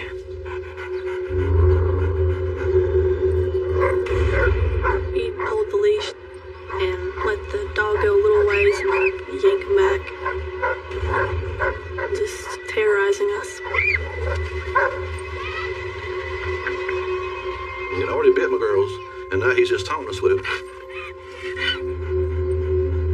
And I said, that dog's come across the and I'll shoot him. Tony was threatening to kill my father's dog. It made Dad angry. Because just as Tony Moore loved his daughters, Roland Younce adored that dog. Roland was so attached to that dog. When they first got it, he'd put her in his pocket and walk around with her. In his pocket. Here you go, boy. And he loved it. Here's your little puppy. That was his dog. You can explain to somebody what we can and cannot do, but if they feel in their hearts that we're not doing enough, it's going to escalate. The worry was that Tony and Roland were going to keep at each other's throats. I believe Tony wanted to push buttons. It was constant turmoil and constant stress. My dad was getting frustrated. He wanted it to end. Roland told me out of his own mouth, he's going to keep pushing me, and I'm going to stop it. Two angry men, two hair-trigger tempers, and a feud nearing the breaking point. It wouldn't be long before someone lit the powder keg.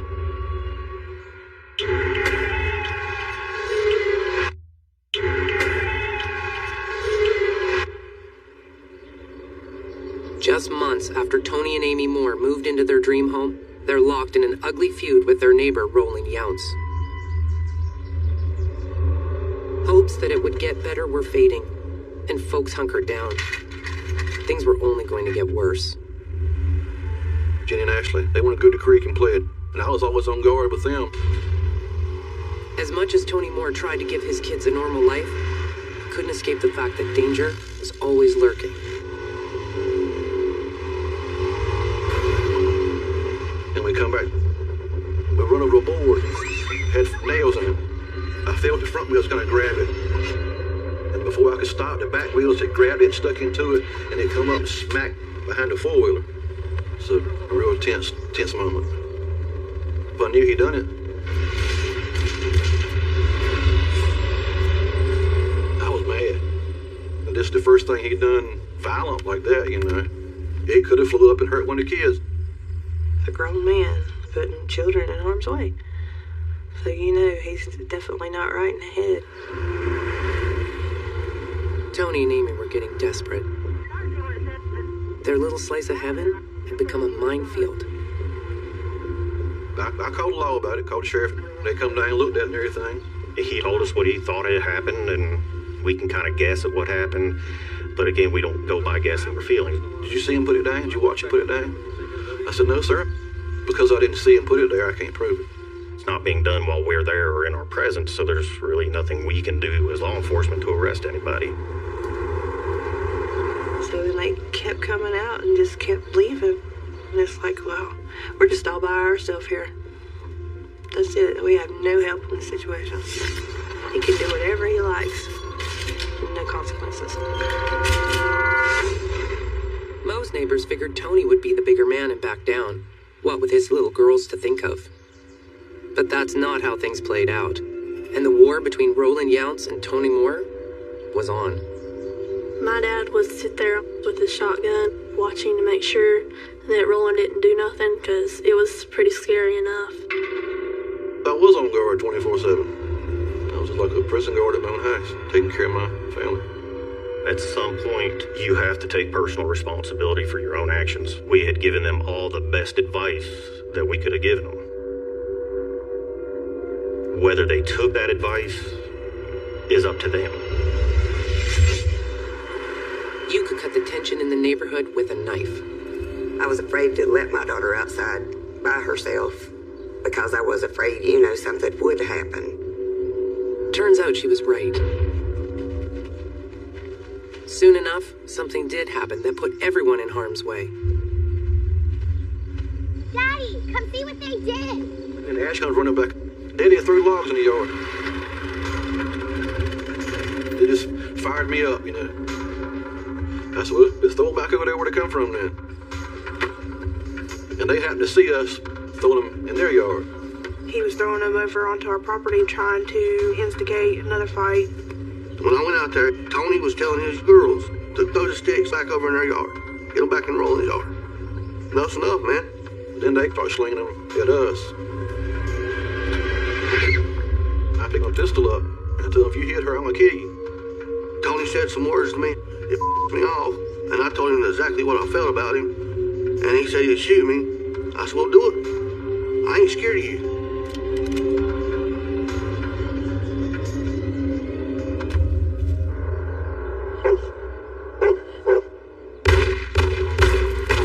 When he shot at me, I had every right to do what I did.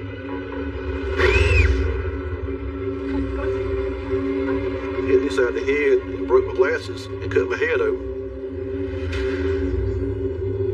When you see a patrol car show up every day at the house right beside you, it's very scary. The law come out and arrested both Ricky and my father for assault on a handicap and a child. Now, I understand why they arrested me, but why did they arrest that man? Roland didn't have nothing to do with this incident. Seems strange that Roland went to jail, but Tony didn't. We served an arrest warrant. It's just because he was in a wheelchair, we can't take him to jail. Roland and Ricky's absence didn't exactly leave the neighborhood at peace. I didn't feel safe.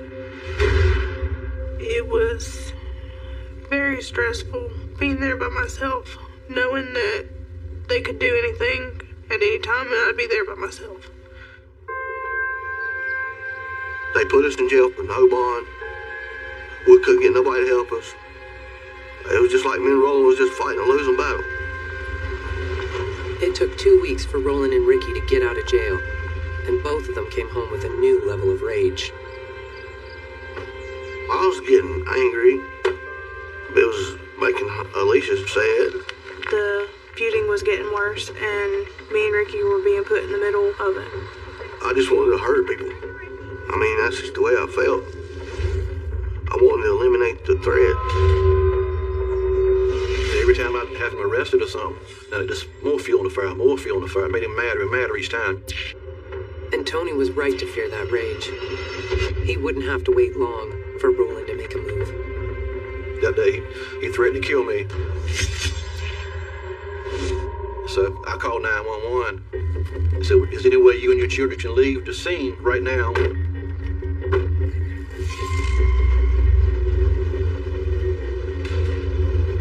He stopped behind me and parked his truck sideways, so I couldn't just back out the driveway. And he's mad as a hornet now. Ricky and Alicia come walking down, and that was getting too many people down there, and I couldn't watch all at one time.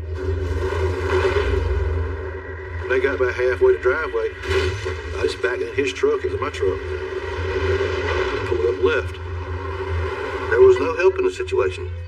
I mean, from day one, you just knew that something was going to end bad. I mean, it was just hard deal with Tony, and it was hard to deal with Roland. Alicia and Ricky moved out, leaving Roland alone to fend for himself. Alicia, come on! It just got to be too much. And I knew it was escalating more. I think he felt like we abandoned him. All he had left was his dog and his anger. People let their pride and their egos get in the way, and if they would just calm down, go their separate ways, that would help more than anything. But these two were far above any of that. These two really just didn't like each other. A home is supposed to be your safe haven. Our home was far from being a safe haven. I was afraid how it was going to turn out. With both sides locked and loaded, it wouldn't be long before this quiet neighborhood would be stained in blood. For exclusive footage, go to investigationdiscovery.com.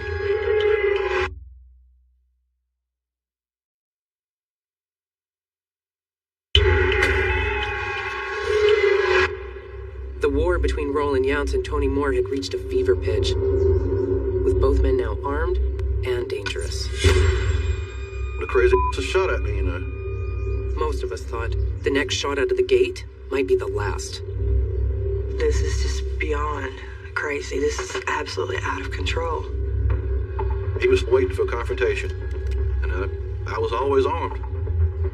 I didn't want to see something bad happen to either Roland or Tony.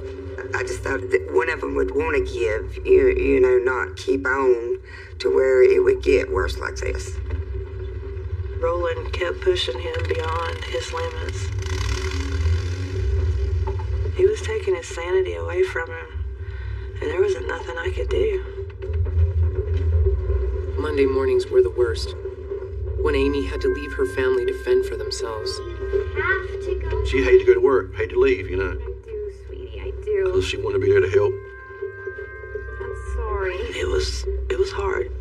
I felt like I abandoned him every Monday morning to go and pay for a house that we were so unhappy at, so unsafe at. I'm gonna miss you. Miss you too. It made me feel sad, like just upset. I couldn't provide and provide protection at the same time. Those two shouldn't have to be separated. But Roland Yountz separated those two for me. It is frustrating when you know it's going to get worse. And, you know, it's like a freight train. You can't stop it quick enough. Hey, girls. The girls went ahead and got a bath. They lay down, went to bed. And I heard someone on the back porch. I said, what in the world? And I went and looked at the door. I was just looking around, you know. He pops up right in front of me, barking and growling. It's just scary.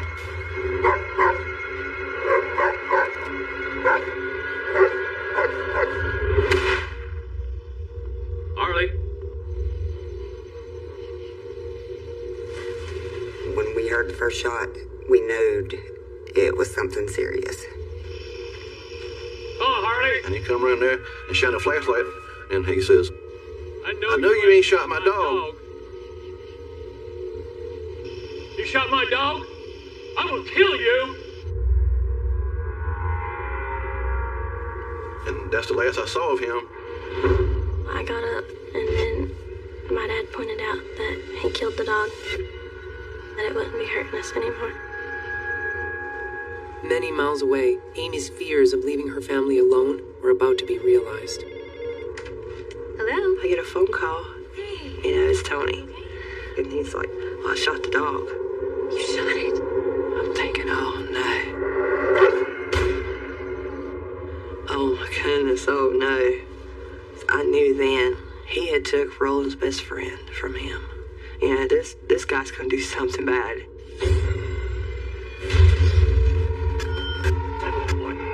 This is Roland Yountz. But the neighbor next door said he just shot my dog. in. Okay. We'll have an officer on the way. Better get him out here fast before I kill this motherfucker. We'll have one on the way. This guy ain't gonna make it too long. The call was given to me and my partner. It's a dispute between neighbors. Both parties had called 911. One neighbor was threatening the other neighbor, so we proceeded toward Grandin Road.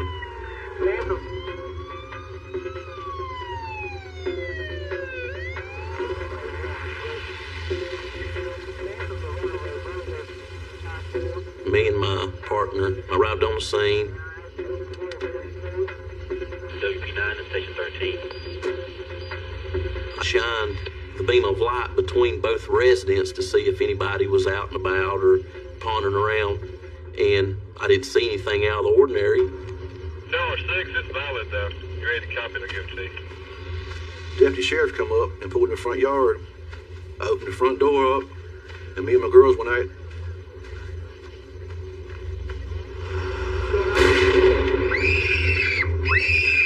While I was running, I said, shots fired, shots fired.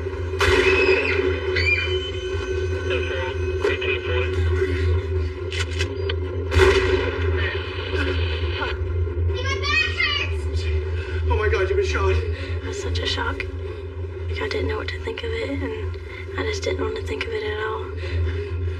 I was mad. I mean, it's bad enough he shot me. Me and him had problems, but, I mean, well, I hurt a kid. Seen multiple holes all the way up my left side of my arm and my hand. I know I have to stay calm because if I get excited, the heart's just going to pump that much more blood out. He shot again. He shot through the window and shattered glass all over top of us. I heard the call go out over the radio saying shots been fired, Marty was hit. It just kind of sends a chill through you. I just need to get out there fast. When Tony shot Roland's dog, Amy knew there was going to be payback. Hello? Jenny? But not against everyone she loved. Mommy, Roland shot Ashley. And Daddy, too. Oh my God. My heart's not beating at all. I can't breathe. Thank goodness this is a nightmare. Mommy, I'm scared. What do I do? Okay, I need you to listen to me very carefully, okay? I'm like, honey, you gotta call 911. You've got to call 911. Call Volcanic 911. But my dad and sister are bleeding because they got shot by a bullet, and my dad got shot 4 or 5 times. And my sister got shot in the back. And our mom's not here. What's your name, hon? Jenny. Okay, tell them to stay calm, Jenny. We've got some officers trying to get to you so that you can all come out, okay? Okay. With one officer down and Roland still at large, police knew there was a good chance no one was coming out alive. Lieutenant McManus pulled in. His headlights lit us up. I looked down, and my left elbow was squirting blood. And I ran up, and the blood was all over the side of his car. And he grabbed me and pulled me to help and put me in the back seat of his car. With one casualty taken to safety, Officer McManus is in for another shock. And that's when dispatch informed me that Tony's little girl had been shot. And that she was bleeding and in a lot of pain. It was bad. I'm shot in the floor, lady bleeding. Ashley got shot through the lung. She was having a hard time breathing. She wouldn't be still. She was gasping for air. I saw the blood everywhere. I was so scared and terrified and didn't know what to do. And we're just waiting, where's the ambulance at? When they coming in? Alicia took off to her dad's the minute she heard police were over there. When I was driving there, I knew something bad had happened. So we were sitting behind Marty's car, and I'm trying to think of how we're going to get into this house. I looked at my guys and I said, I can't order you to go in there. I said, but there's no way I'm letting the little girl bleed out who's with me. And then every one of them said, yeah, we're with you, Sergeant, let's go. I didn't see anything. And, you gotta fear what you can't see.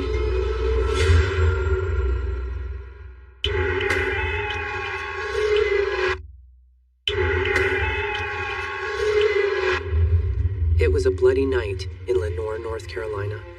After Tony Moore killed Roland Younce's dog, Roland shot Moore, his 8-year-old daughter Ashley, and the first police officer on the scene. And there was no doubt he still had his finger on the trigger. We're kind of pinned down right now. I don't know where he's at. All I thought about was getting a little girl. I know she was looking out that window.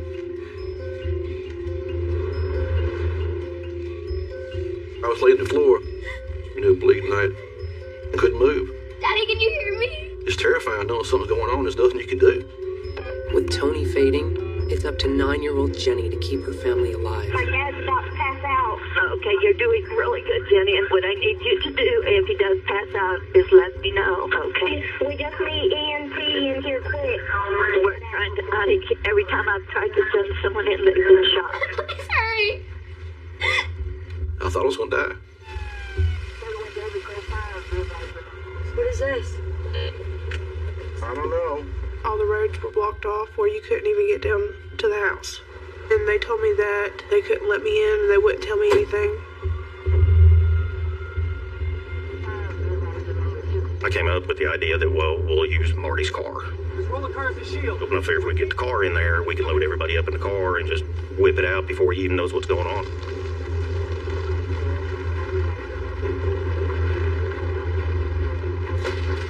And I went out in the garage. And I opened up the garage door so they could come in. The little girl ran out of the house. Out of the corner of my eye, I saw Roland laying in the grass. I yelled, I said, "Get back down!" I felt an instant pain in my whole arm. I'd been shot. The other guys just opened up.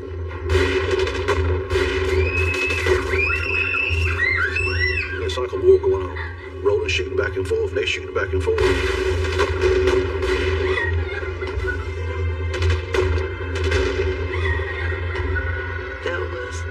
Helpless feeling you could ever imagine. As a parent, you never want to feel that helpless.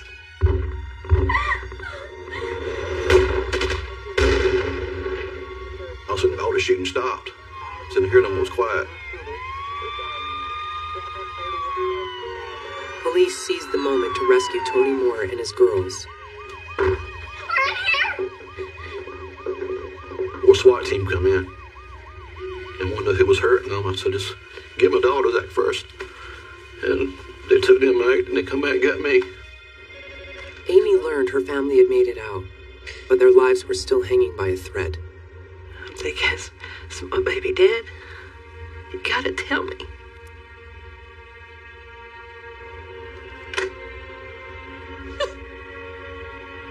I had emergency flights all the way home. That was the longest day of my life.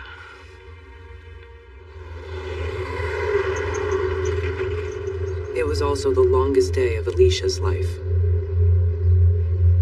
That morning, I heard that my dad had been killed.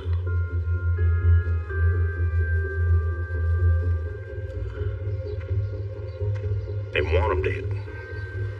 You just want to ask them why. At what point in your life do you stand up and say, this is my best and only option, knowing full good and well you're not coming out of it? I'd really like to understand that. Alicia and Ricky made it to Roland's as soon as police lines opened up. We went to Grandin Road the next day. Tried to figure out for ourselves what happened.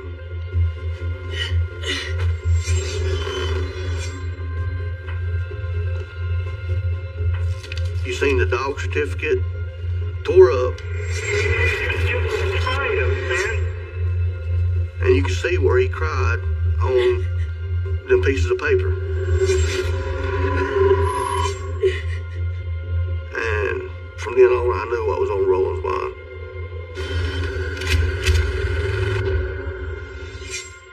Y'all won't give me justice, I'll give myself justice.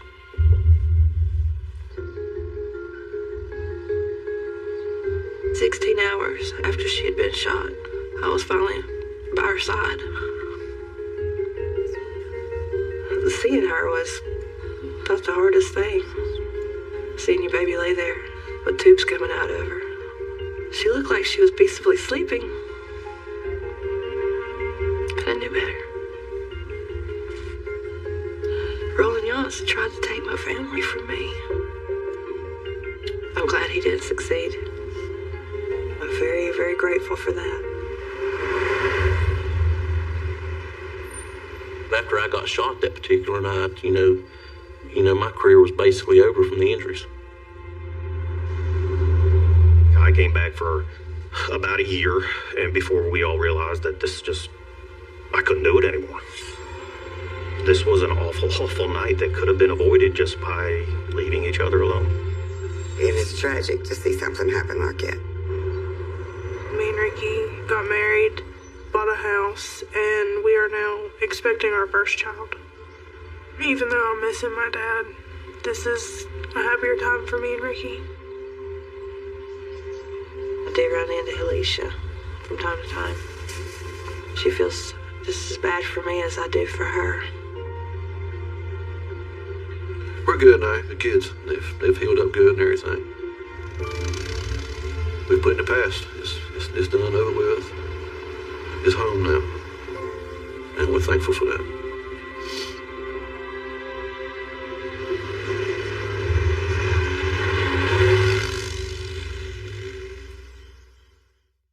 Thank you for watching Investigation Discovery on Demand. You're watching Investigation Discovery on Demand.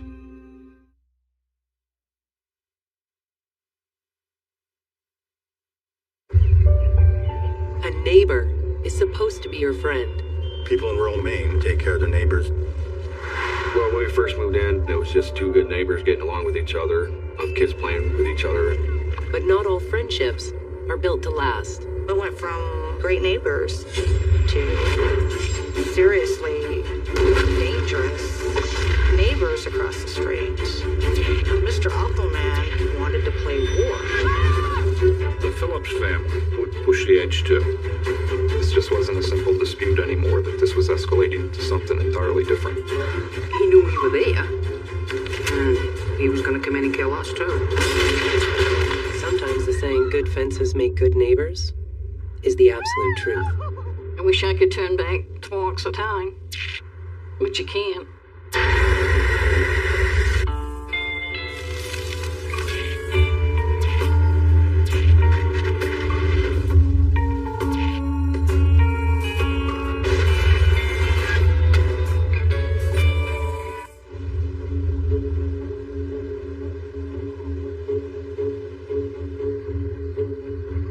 Machiasport is a scenic and quiet fishing village on the coast of Maine, and in the mid-1980s, it drew Florence Phillips back. After living in Indiana with her husband Michael and their son Mikey, she was thrilled to start a new life in the town she called home. My mother's dream was always to move back to her family and, live next to the ocean. My parents were happy to get there. It was a beautiful place to live. When they came here, I was still in school, and I knew they were coming. I was excited because I never knew them. They never lived here. They'd sold everything they had and brought what they could. Starting over is never easy. Hey there! Howdy! But it helped that the folks across the street were so welcoming. When they first moved in, my mom was explaining to me that there was neighbors across the street. I'm Richard. Michael. I do remember them coming over, introducing themselves as, the Huffmans. Ricky, Jerry, and their mother, Anita, and then the father, Richard. Richard worked at the post office. Anita was a stay-at-home mom. My mom was excited to have little boys that were Michael's age for him to have someone to play with. It was the start of a beautiful friendship, and the Phillips couldn't help but imagine a future of play dates, sleepovers, and family cookouts. My Aunt Florence was very thrilled to be back home. I could hear her excitement in her voice. This was definitely the house that she would be happy at. Her dream had come true. And she deserved it. Especially after the nightmare she left behind in Indiana. Story was, she'd left Indiana after someone was murdered right outside their home. There was gang members living where they were. It wasn't safe there.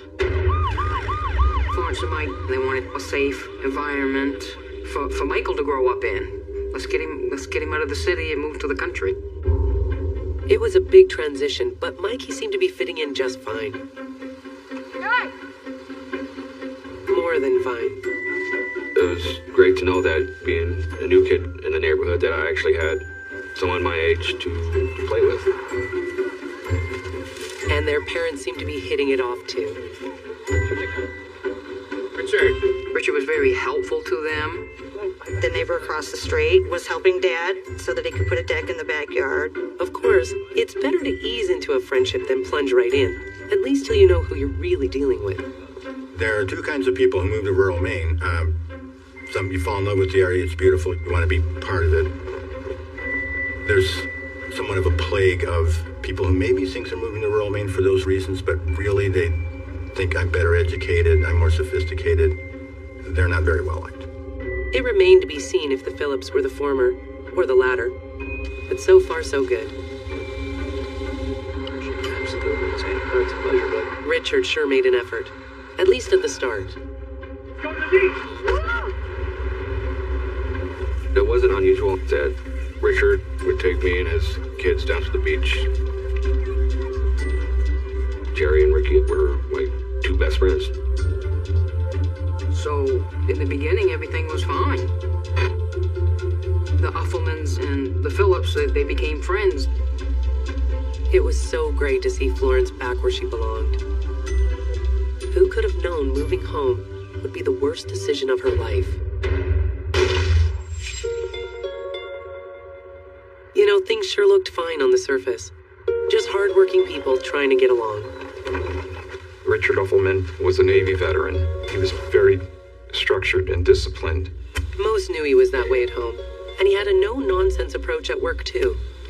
Richard Uffelman took a very authoritarian approach to being a part-time postal clerk. One mistake on an address, the letter goes back to sender. You know, even though it's a town of 400 people and you know where everyone lives, Richard Uffelman wanted to seem more important than he truly was.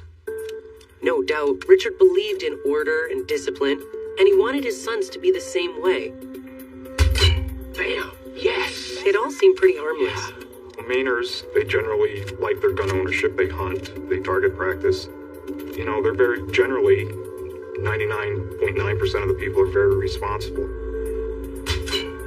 Even the city kid Mikey wanted in on the action. I was kind of excited because I've always wanted, to go hunt. Felt like as if that was going to be my opportunity to learn how to hunt. My boy. But that wasn't going to go over well at the Phillips. My parents, or especially my mother, she said, I don't want you ever, play with them, with their guns. Accidents happen with guns. Who could forget, the Phillips had run away from big city crime.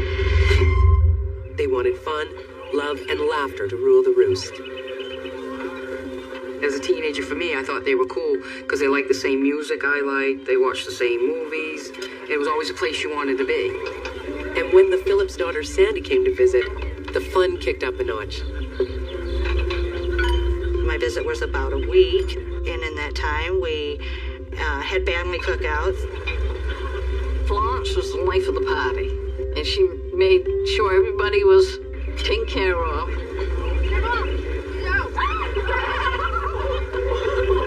It was a great time. It was a happy time. That's why, when something so minor happened, most folks, and even the Phillips, missed it altogether.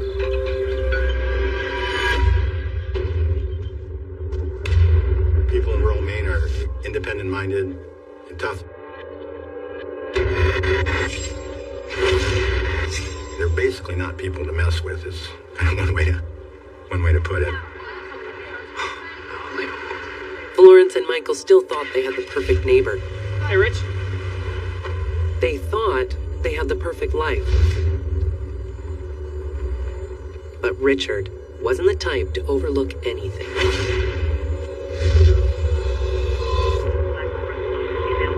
The first time I met Richard Uffelman face-to-face was when he reported the bottle on the the front lawn. At first I thought, boy, this is really bizarre, but certainly I had to take the complaint. Ufferman accused Florence and Mike of breaking beer bottles in his driveway and leaving them.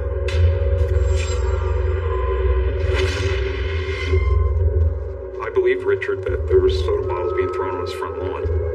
Whether they were from the Phillips or a family member, I don't know that.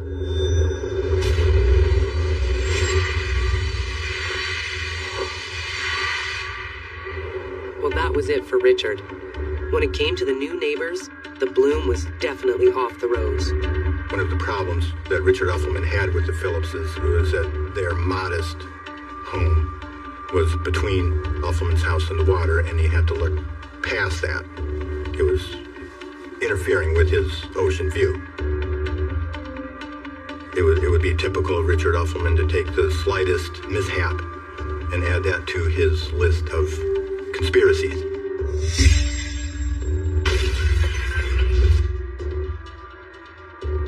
Then they started to come in more often, more complaints on the soda bottles. And he would call me, and sometimes he'd call me at home when I was off. He had my home number, and he would give me the information that they threw another soda bottle on my front lawn. And he would package the bottles up as evidence, and I would pick them up periodically, and we'd talk about it. I'd go meet with the Phillips, and they would deny it. I got the feeling early on that the Phillipses were playing with fire. So much for Down East hospitality. Small town Maine was about to become a battle zone.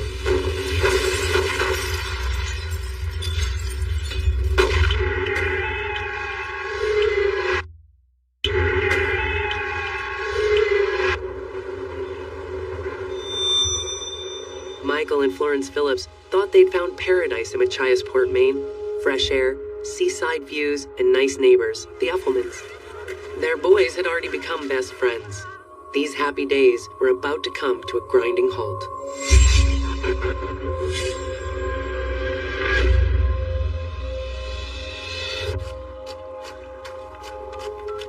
I called Ricky, and it was their mother who had answered. Hi. Yeah, can I play with Ricky? And she told me over the phone, can I talk to your mom? Hello, Anita. How are you?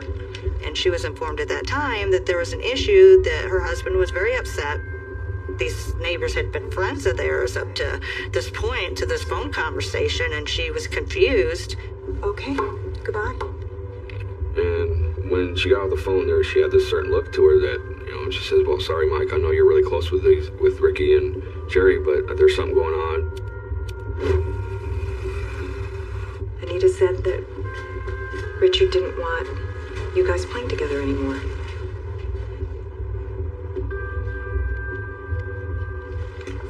She thought that was very odd that Michael isn't allowed to play with their kids because Mr. Uffelman found some broken beer bottles in his driveway, and he is accusing family members of doing it. And that's when he started harassing my sister and her husband. Florence and Mike and Colby and I were outdoors or doing anything, gardening. Mr. Uffelman would be out there.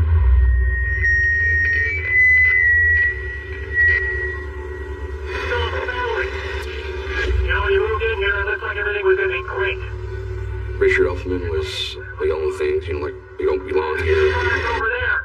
You need to go back to the city where you belong. One of these days, you know, you're going to get what's coming to you. That's when I started being fearful of Richard Uffelman. I was wondering if I would ever be able to hang out with Ricky and Jerry again. Yeah, that's right. Gather up. Get back to your house.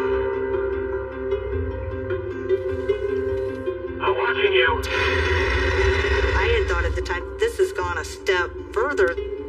It seemed to me like it was a big gap of a neighbor being upset to a neighbor bullying you to move. Little did anyone know, this was just the beginning. Michael's bedroom window was towards the road, towards the Uffelman's house. They would shine a bright light through that window.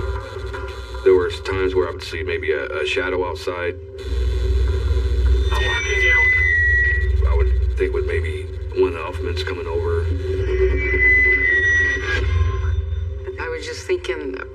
going to happen next.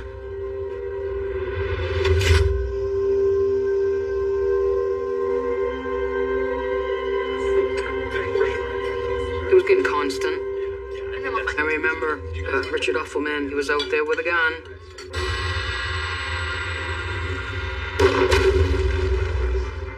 Nice. The stuff that made him nervous. Florence was like really tense.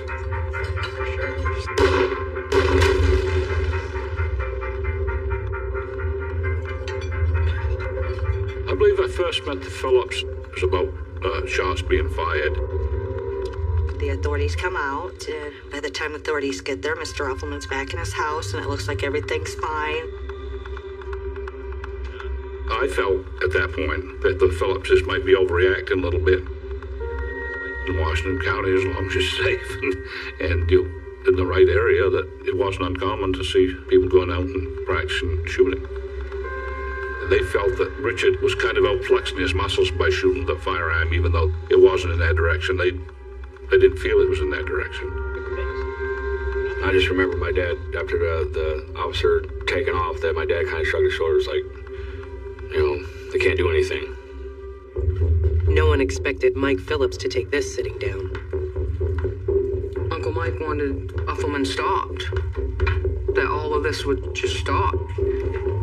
Mike and Florence was told by either their lawyer or the state police, you can't do nothing unless you have evidence. And then Colby and Vanessa had one of these video cameras, so they lent it to the Phillipses and they set it up in their window. And until Michael got the footage he needed, he wasn't taking any chances.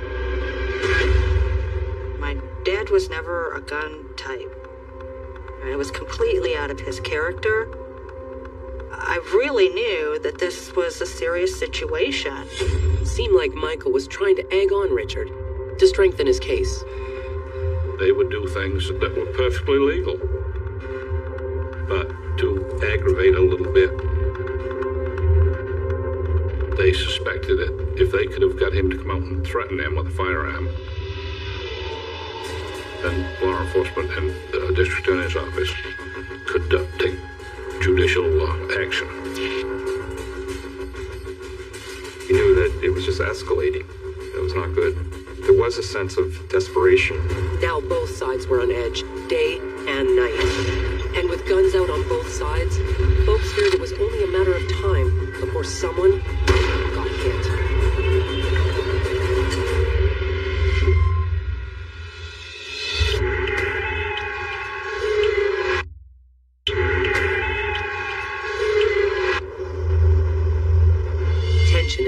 Gripped our small Machiasport, Maine town as things spiraled out of control between neighbors, the Uffelmans and the Phillips.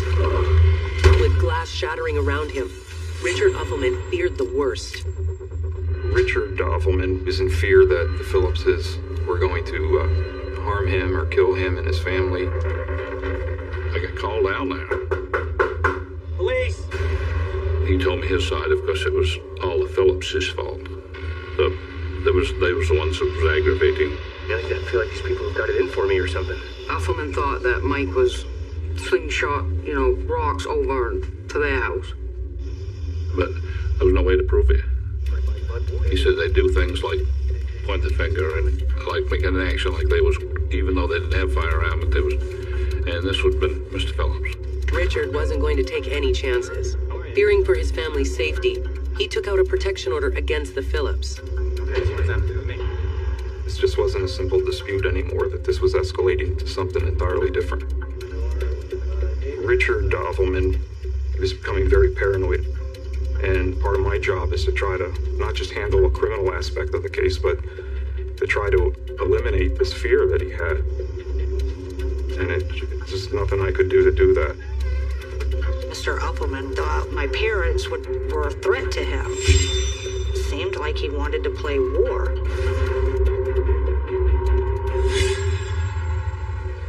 No one could believe the craziness that happened next. I didn't see it coming. Because nothing like that has ever happened around here.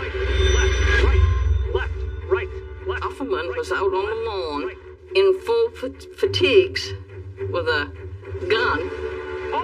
He would have his 10 and 12-year-old sons out there with guns doing their 5 o'clock morning drills like they were in the army. The paranoia affecting the Alphaman children, I think they were living it. And I think in their minds, that's their father. And whatever he was saying to them, they believed it. Everyone thought it was weird and downright scary. Well, it seemed like their father, Richard, had brainwashed him, and his wife, too. They did what he told them to do. Pose a threat. I started not only being fearful of Richard Alphaman, but as well as Ricky and Jerry, too. Good job, boys. Florence was very, very scared. Well, she didn't want Michael outside alone because she was afraid Offerman would do something to him. You had to feel for the Phillips family. Everyone knew they'd left the city to get away from violence. And here they were, right back in it. My dad said, why should I move? We finally got the home that we want. We should stand our ground. It was Michael's turn to take things to the next level. He filed a harassment suit against Richard and started gunning for his day in court. That camera was on the Uffelman house 24/7. At that point, you're just wondering how much pressure or tension were the victims under that they felt the need to be constantly videotaping the front of their neighbor's house. But you can't have eyes everywhere. As poor Mikey was about to discover. He was going down across the street, down to the river. And I realized that Richard Alphaman and his sons, Ricky and Jerry, had rifles in their hands. And as I was walking down to the beach, I noticed that he was following me. And he chased him with a gun.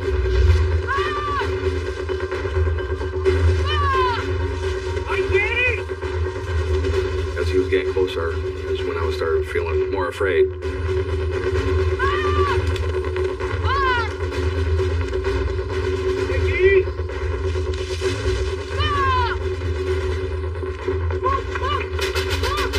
My mom was waiting for me. She says, I know what was going on. I got the cops on their way.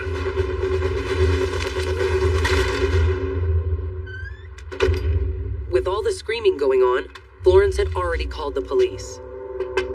I took it seriously, and as it progressed, I knew I had to take it even more seriously because I felt in my heart that this was not going to turn out right. The Phillips quickly filed a protection order of their own. Fearing for their safety, they took off back to Indiana to visit their daughter, Sandy. They went back to Indiana that July. They arrived, and the first thing, it was all exciting. Everyone's, giving hugs, and we miss you, and all that. But even 1,000 miles from home, Richard Uffelman was still on their minds. My father, he had some videotapes that he wanted to show us.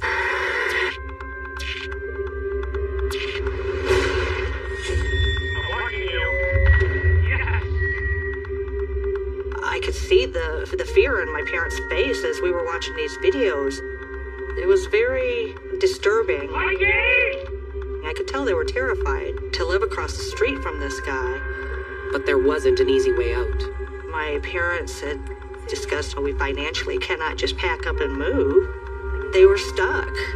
They really were out of options. And I know you're up for it. My mom said, Sandy, I have to ask you something, and I know that you can do it. I just have a feeling that when we get back, he will kill us. And if he don't kill us all, and something happens that he kills just your dad and I, and Michael's left, would you please raise Michael, bring him back to Indiana, and raise him and take care of him? Promise me now. Of course.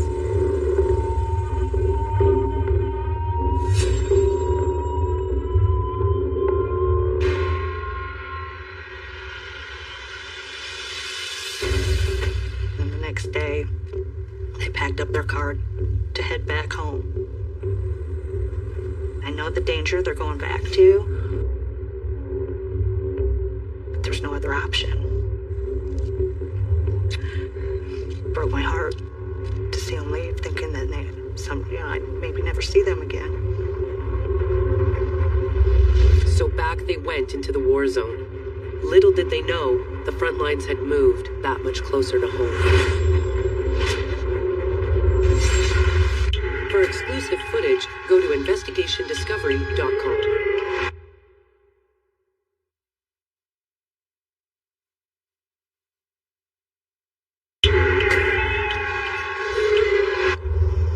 Once an idyllic paradise, the Phillips home had become a land of horror.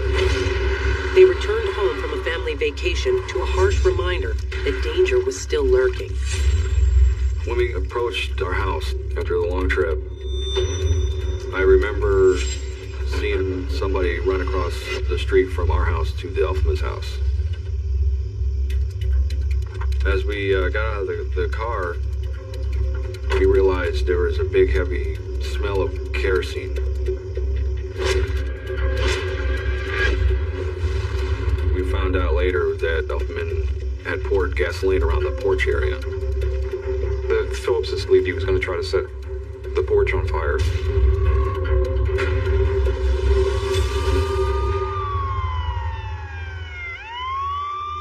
I brought my sergeant with me so he could meet Mr. Elfman, meet the family, see what's going on, see if there's something else we could do as a police agency.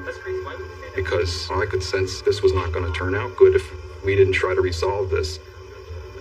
You just sense it, I'm getting goosebumps just talking about it because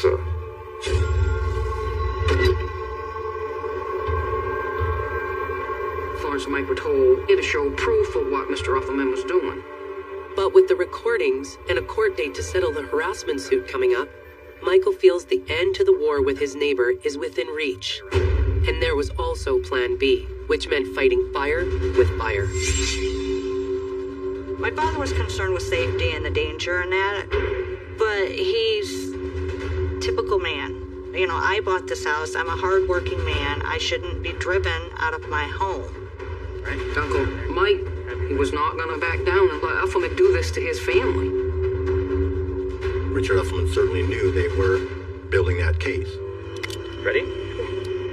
Go. Little did anyone know, Richard was raising the stakes with a secret ploy for defending his family.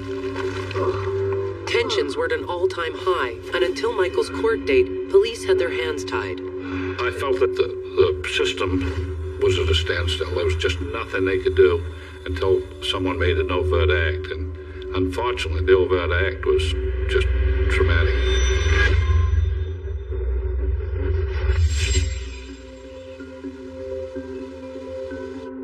On that day, August 29th, I had gone to the doctor that day. Vanessa and her husband Colby had some great news to share with their Aunt Florence and Uncle Mike. How are you? And I had found out I was pregnant with my first child. What? Really? Congrats. It was a great time. It was a happy time. You know, just celebrating that it's going to be a new life. Toast. Cheers. Thank you so much. Congratulations. The news was a welcome distraction, but the thrill didn't last long. The whole situation, living with a neighbor that you never know if he's going to do something, is very stressful. Honey, I'm not feeling very well. So that was had to have been very tough on my mother. Michael never let up, but his camera hadn't caught anything of value for his case. Yet.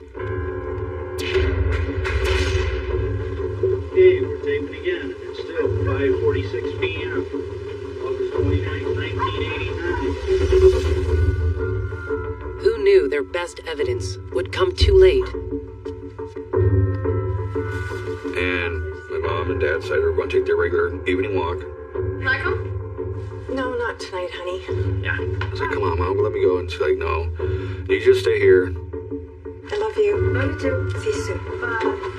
We'll see you soon, buddy. Dad said, I'll see you later. Love you. And I said, I love you. And they continued to walk out the door. And the whole time, my father still had the camera up in case anything else was going to happen. It was a walk like every other night. What the Phillips couldn't have known was that Richard Uffelman's psyche was in the most extreme state of paranoia. I've never been very comfortable with simply describing this as a feud. To me, what you had a bully, and was used to scare people. And then he met these people across the road who weren't going to take it. They thought they were safe enough to walk on their side of the street.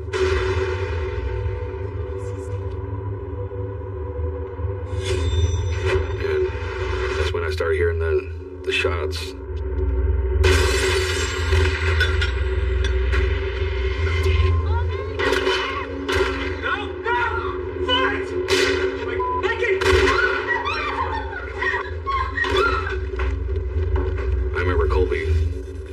Vanessa, get to the back room, get to Mike's room. Colby told me he saw them get shot. And he saw Florence trying to get Uncle Mike, dragging him down into the, as she's screaming for Colby for help.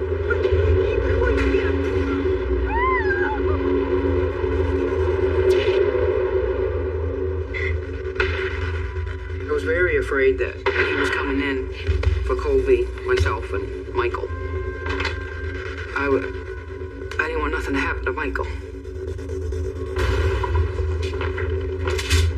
Colby, as he's loading up the gun, bullets kept on dropping. Because, he was shaking. And the whole time as this happened, I'm just hearing shot after shot after shot.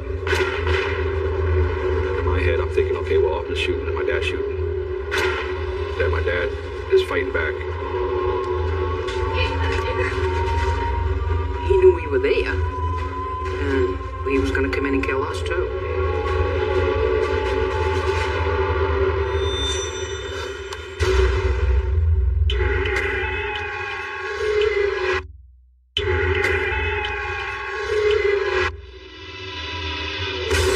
Florence and Michael Phillips were shot in cold blood by their neighbor, Richard Uffelman. They were struggling to get to safety. Before anyone knew it, the gunman was on the move, looking for his next target. Richard Uffelman was not just a guy who was severely deluded, but truly evil.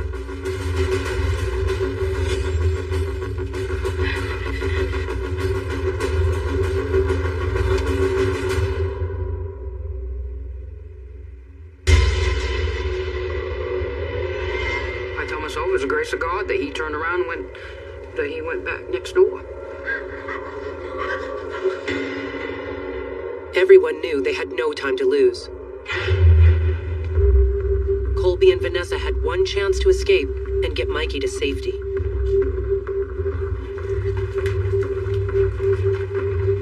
We all went out down the hall and went right out the front door. I believe that Uffelman was capable of coming to the house. My husband's truck was parked right there. Let's go. So I got Michael on back of the truck and I told him to lay down. I was scared.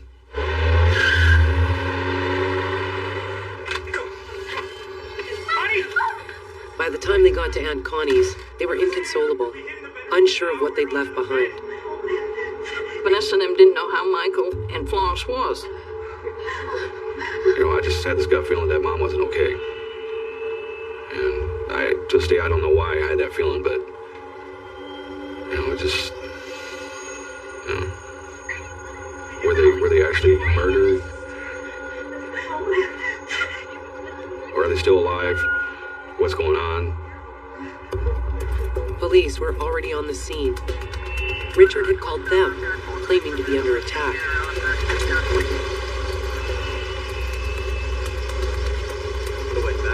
Joe goes into the back around the residence. And now I'm yelling across the road, Mr. and Mrs. Phillips. Are you all right? The state police are here. No response. Richard, coming in. And there he was, just waiting for them. Richard. And the kitchen table was covered with handguns and firearms. It's Joe.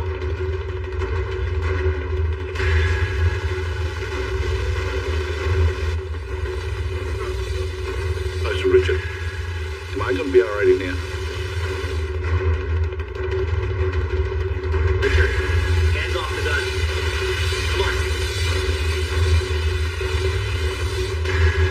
And said I was.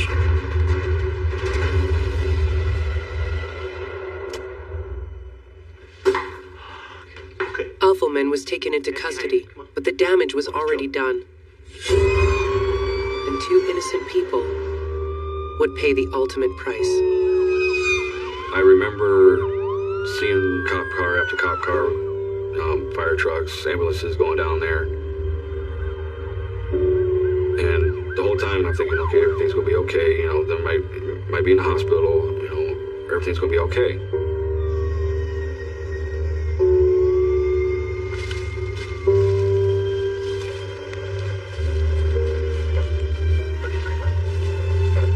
So we go down over the hill a little bit in the bushes there.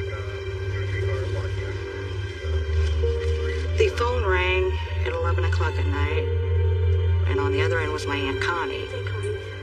I have some bad news for you. I heard my Sandy screaming out the other end. And Aunt Connie just said, your mom and dad's dead.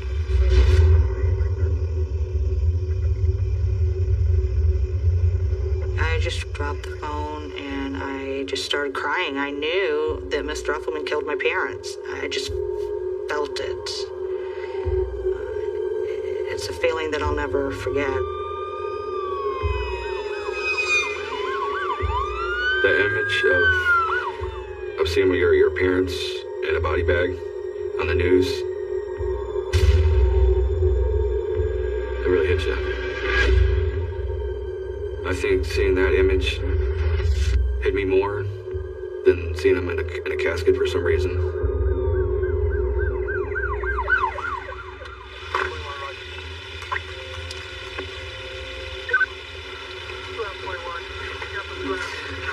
Richard Uffelman was basically placed under arrest after that for the murder. The 2 boys had participated in the shootings, and that there were 25 or so rounds fired. When you're training your young boys in military tactics constantly, you end up with a terrible tragedy.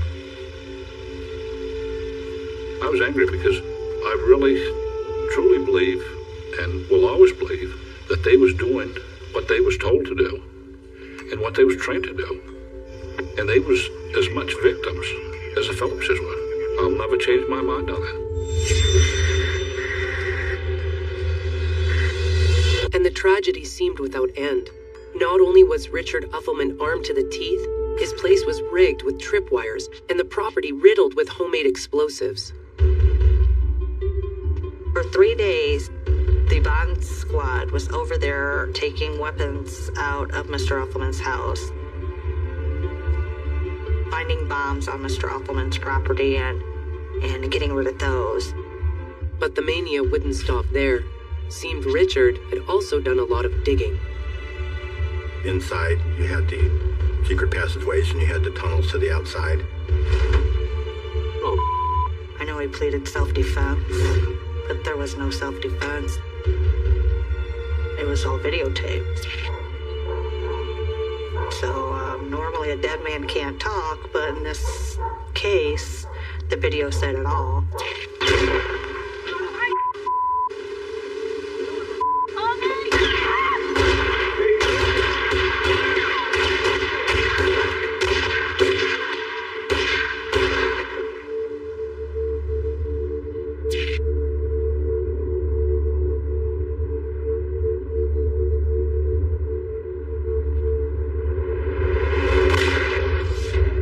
Richard Uffelman was sentenced to 50 years for the murder of Michael Phillips and a life sentence for the murder of Florence Phillips.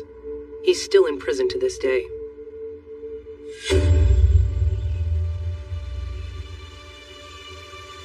Young Mikey won a wrongful death judgment against Uffelman in Maine Superior Court with the very specific award $513,320. More than 2 decades later, Mikey has yet to receive a penny from the court settlement. The horror of what he did receive lingers on. I understand that the only asset that Mikey's received from this considerable estate is the 2 of the guns that killed his parents. Sandy fulfilled her promise to her mother and raised Mikey in Indiana. Michael was cheated out of his family, and my aunt and uncle were cheated out of watching Michael grow up. You know, they were both cheated out of everything. I wish I could turn back the clocks of time, but you can't.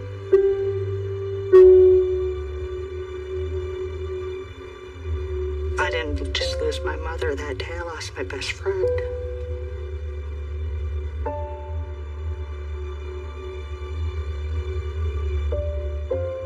Life is full of ups and downs, and whatever happens to you in your life,